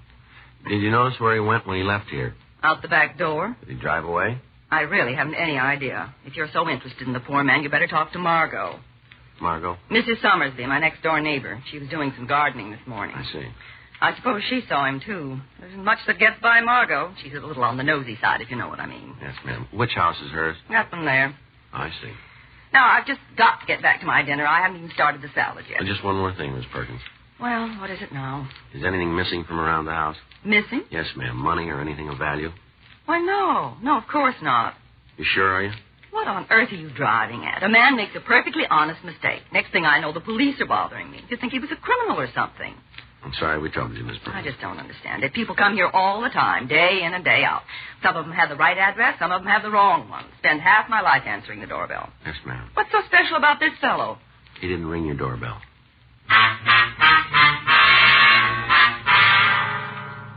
We left Miss Perkins and went over to talk to her next-door neighbor, Mrs. Summersby. Mrs. Summersby told us that she'd spent most of the morning in her garden transplanting begonias. She also said that she remembered seeing a stranger enter Mrs. Perkins' house about 10:30 a.m. I don't think you noticed me. I was down on my hands and knees behind the hedge. Mm-hmm. Remember thinking it was kind of odd the way he just walked in. Then I decided it's probably somebody about the party she's giving tonight. Delivery man, somebody like that. Yes, ma'am. Did you see him leave? A couple of minutes later, he came backing out, headed out toward the front of the house. Do you have a car? Well, I suppose so. You aren't sure? No. I just assumed he did if he was a delivery man. Mm-hmm. Could you describe him for us, Mrs. Summersby? Doesn't Mrs. Perkins know who he was? Well, she isn't sure. Well, she must know what he looked like. Well, we'd like to check your description against hers, if it's all right. I suppose she was a bit vague. I'm not surprised. She doesn't have a very sharp eye. She can't see her nose in front of her face. Is that so? And the way she's been carrying on about this dinner party, well, it's a wonder to me she even remembered the man. Yes, ma'am. You'd think if she could entertain 16 people, 2 more wouldn't be any extra trouble. How's that? All her talk about just having friends of her sister's. That's who the party's for. Her sister from Cleveland. They're out here on a visit. Mm-hmm. Excuse, that's what it is. To get out of inviting Rex and me. Well, she won't need excuses in the future. Our relationship will be on a somewhat different basis. Yes, ma'am. Now, if you'll just tell us about the man you saw this morning. Oh, him. Yes, ma'am. Well, he was good size, tall as you are, maybe. A little heavier. Late 20s or early 30s, I'd put him. Mm-hmm. Dark hair, needed a haircut. Nice looking. Not real handsome or anything like that, but good looking. Mm-hmm. Do you remember how he was dressed? Coat and pants.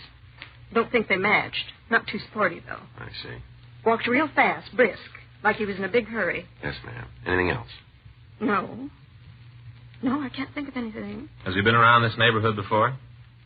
No, a stranger to me. Would you recognize him if you saw him again? Don't see why not. Oh, excuse me. Surely. Hello? Yes? Oh. That's too bad. Uh-huh. Well, I don't know. Oh? Well, I suppose you do, but... Oh. I see. All right. Bye.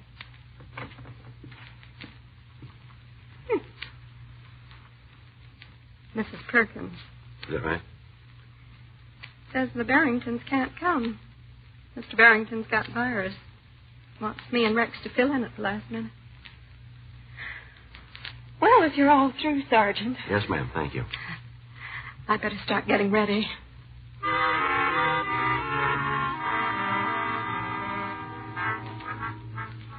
We told Mrs. Summersby to get in touch with us if she saw the suspect in the neighborhood again. We also told her that we might need her assistance in making an identification from mug shots. She offered to do all she could to help us.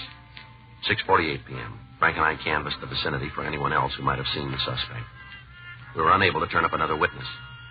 8:06 p.m. We drove over to Scott Avenue and interviewed Mrs. Nellie Johnstone. Mrs. Johnstone stated that on Monday of the previous week, a strange man had entered her kitchen.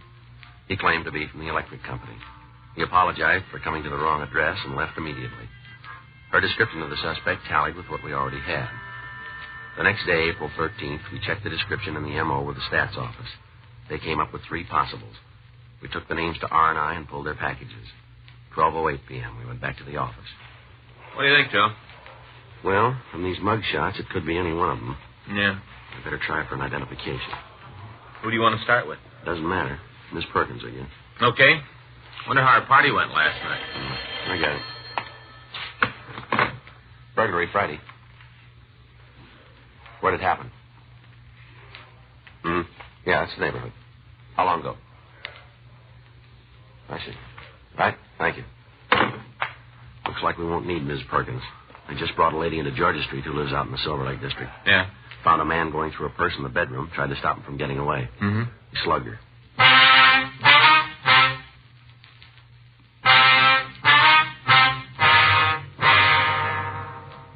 We drove over to Georgia Street Receiving Hospital and talked to Dr. Sebastian. He told us that a Mrs. Violet Castle had been brought in for treatment. He said she had a bad bruise on her face and a slight concussion. He also said she hadn't lost consciousness and was able to talk to us. Miss Castle? Yes? Police officers, ma'am. Okay. We'd like you to tell us what happened, if you would. I told the others when they come to get me. Yes, ma'am. We'd like to hear from you. Well, he was just standing there by the dresser. I couldn't imagine where he come from. Uh-huh. I didn't say anything for a minute. I was too surprised. He didn't seem to know I was in the room. His back was towards me. What was he doing? Well, I couldn't tell, not at first. And then I heard a little snap. Just a click. Mm-hmm. I realized he was opening my purse. Yes, ma'am. Started fumbling at the things inside. I must have moved or something. Anyway, he looked up, saw me in the mirror. Mm-hmm. His eyes opened up real wide, like he was scared. I remember thinking he's more scared than I am. Did he say anything? No, sir, not a word. I did all the talking. Told him to put down the purse. Put it down, I said. Tried to sound real sure of myself. And what happened then? Dropped the pocketbook, turned around toward me. I don't think he had a gun or anything. If he did, I didn't see it. Yes, ma'am. He just started running toward the door. I moved over so as I'd been in his way. Where do you think you're going? I said. Mm-hmm. He didn't answer. He just pushed past me. I grabbed at his arm, and that's when he hit me. Here, where the bandage is. I see. Must have struck the chair when I fell. The doctor tells me I'm going to have a real bump. Guess everybody will be saying Violet Castle sure got the swell head, huh? Yes, ma'am. I didn't faint, though. I thought for a minute I was going to, but I didn't. Mm-hmm. I heard him run out of the house like I heard a wild horse's the way he pounded out there. Managed to get to my feet, made it to the telephone in the hall, and called the police. Mm-hmm. They sent an ambulance for me. Got there real quick. First time I ever rode in an ambulance. Is that right? Oh, I've had my share of sickness. I've been in hospitals and all that, but I never had an ambulance ride before. Yes, Siren, too. Siren going all the way down here. Now, I thought I must be pretty bad off. They had to use a siren like that, but the doctor says it's usual. Mm-hmm. He told me I'd be up and around again in a few days, be my old self, except for my lump. It'd be a while before a lump like that goes away. Do you think you could identify the man who hit you, Mrs. Castle? Identify him? Well, yes. If we showed you some pictures, could you pick him out? Right now? Yes, ma'am. Well, I'm afraid not. Oh? It isn't that I wouldn't know him, you understand, him or his picture. I'm not likely to forget that face. Well? Too dark in here for me to look at any pictures. Way too dark. Doctor said they had to leave the blinds down for the time being. Told me not to turn the light on. I understand. I'm sorry I can't be more help, but the doctor left strict orders. Yes, ma'am. I'll check on it, Joe. Thank you. Always believe in following doctor's orders. Yes, ma'am. No use paying the doctor unless you do what he tells you. That's how my husband always used to put it. Mm-hmm. Of course, I'm not paying anything here, am I? That's what they told me. Yes, ma'am. I explained I wasn't a charity case. I got some health and accident insurance. I guess you'd call this an accident, wouldn't you? Well, I'm not sure. I imagine so. Dr. Sebastian says it'll be all right. Turn the lights on for a few minutes, Joe. Okay. Are you sure it's all right? Yes, ma'am, said so. Well, he was so positive before about keeping it dark in here. Well, a couple of minutes probably won't make any difference, Miss Castle. Well, the doctor says so. Yes, ma'am. Ooh, sure seems bright, don't it? Yes, ma'am. Now, if you just look through these photos. I'll do my best. It sure is funny. How's that? You get me so quick and having pictures all ready to show me. Well, we don't know that we've got his picture here. Well, that's what's so funny. Ma'am. This is him, right here. Mrs. Castle positively identified one of the mug shots we had shown her, Ralph Foster Maple. Maple had done time for burglary. The three ladies we had previously interviewed also identified the suspect's picture. 3:16 p.m. We went back to the office. The crime lab reported that there were no fingerprints or other physical evidence at Mrs. Castle's home. Frank and I checked the phone books and city directories for Maple's address. There was no listing. We ran DMV for a car registration. They had nothing under his name, but they told us that a Mrs. Ralph F. Maple at 317 Himber Street was the registered owner of a late model Nash sedan. 4:48 p.m. We drove out to interview Mrs. Maple. Yes? Mrs. Maple? Yes? Your husband in? My husband? Yes, ma'am. I'm afraid you've made a mistake. Oh? I'm not married. Not anymore. Oh, I see. You were married to Ralph Maple? Yes? We're police officers. Oh. Miss Frank Smith, my name's Friday. What's he done now? We'd like to get in touch with him, that's all. You mind if we come in? Give me a minute to send my daughter over to the neighbors. I'd rather she didn't hear this. You'll have to come in. Oh, all right. Over here. Yes, ma'am. Go out and play, will you, honey? What is it this time? Burglary again? We're just trying to reach him, Miss Maple. Do you know where he lives? No. Is he still in Los Angeles? I suppose so. He was here a couple of weeks ago. Came by to see Joanne. She's our daughter. Mm-hmm. Should have known he was up to something. Ma'am? Brought us presents. Expensive presents. Said he had a new job. I didn't really believe him, but I tried to for Joanne's sake. Did he say what this job was? Selling. Didn't mention the firm. I suppose he could be a good salesman if you'd try. Do you have a car? Told me it was in the shop being repaired. Came up in a taxi cab. I see. It's a great one for taxis, Ralph is. Big tipper, too. With somebody else's money. I'm sorry. I guess I sound a little bitter, don't I? No. It was my own doing. I knew he was wild when I married him. I thought he'd change. He did. He got worse. How long you been divorced? A little over 2 years now. Oh, I waited till he got out of prison. I thought that was my duty. Have a home ready for him to come back to. Yes, ma'am. Wouldn't hold down a job. Didn't even try. Well, we'd managed without him while he was in San Quentin. I knew we could do it again. He's supposed to support Joanne. I haven't seen a penny in 6 months. Always brings her a present, though. That's his way of trying to get on the good side. Mm-hmm. You know any of his friends who might help us locate him? His friends aren't my friends, Sergeant. Yes, ma'am. But you won't have any trouble finding him. Ma'am? He'll be here tomorrow. Oh. It's Joanne's birthday. He'll bring her something. He'll be here. Mm-hmm. I suppose he does love her. In his way. Maybe he loves me, too. Mm-hmm. Maybe I love him. I was even thinking about us getting back together. If it was true about his new selling job. I guess you never learn, do you? You're sure he'll be here tomorrow? He won't miss Joanne's birthday. Ralph's a very thoughtful father, not the kind of man who forgets birthdays and anniversaries. I see. Might forget to pay his bills, but that's different. Yes, ma'am. It'll be quite a birthday present for Joanne, won't it? What's that? Her father getting arrested again.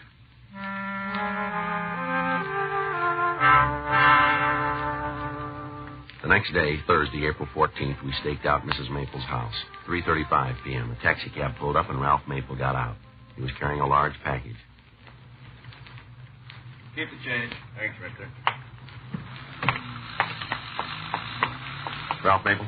Police officers, just stand still. What's going on? Light, Jim. Oh, let's go. Oh, wait a minute. Can't you tell me what this is all about? We'll let you tell us downtown. Well, you can't arrest a man without some reason. Where were you yesterday? What time? Let's start with the morning. Got up, had breakfast, went shopping. Where? Department stores, had to buy a present for my daughter. This is it right here. I take you all morning, did it? Yeah, most of it. All right, come on, get in the car. Well, if you just tell me what it is you want to know. We want to know about a lady who's in the hospital. Lady? Yeah, somebody slugged her yesterday. You think it was me?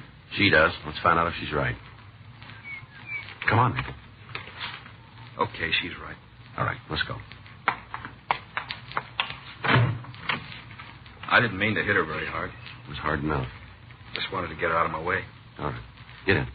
Yeah. Hey, wait a minute, huh? What about this? What about what? My little girl's present. It's her birthday. No. Well, can I give it to her? You stay where you are. What about one of you guys? You could take it up to the door. Hey, it's not hot. You can see for yourself. The store wrapped it, see? Yeah. I paid for it myself. With whose money? Well, the least you can do is see that she gets it. Joe? All right, go ahead. Here you are.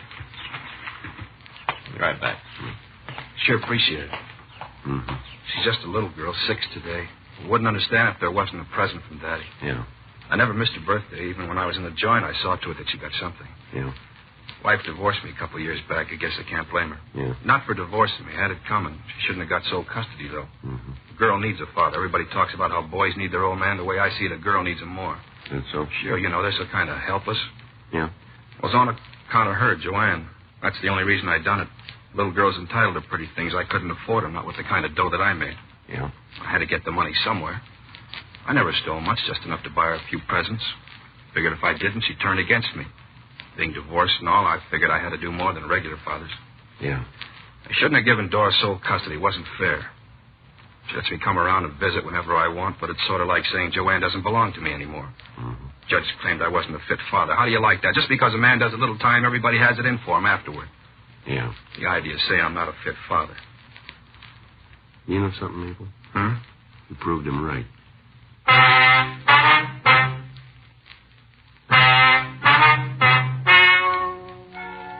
The story you have just heard is true.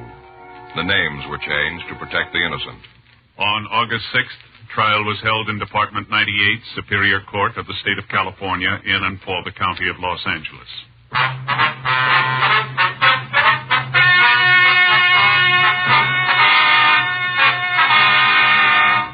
Ralph Foster Maple was tried and convicted of burglary in the first degree, assault with intent to do great bodily harm, and received sentence as prescribed by law.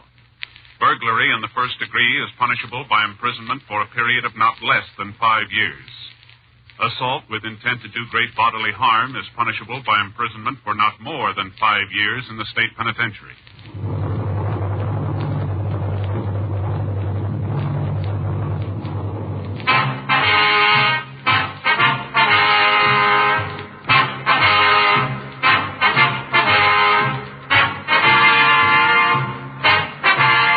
Just heard Dragnet, the authentic story of your police force in action, and starring Jack Webb, a presentation of the United States Armed Forces Radio Service.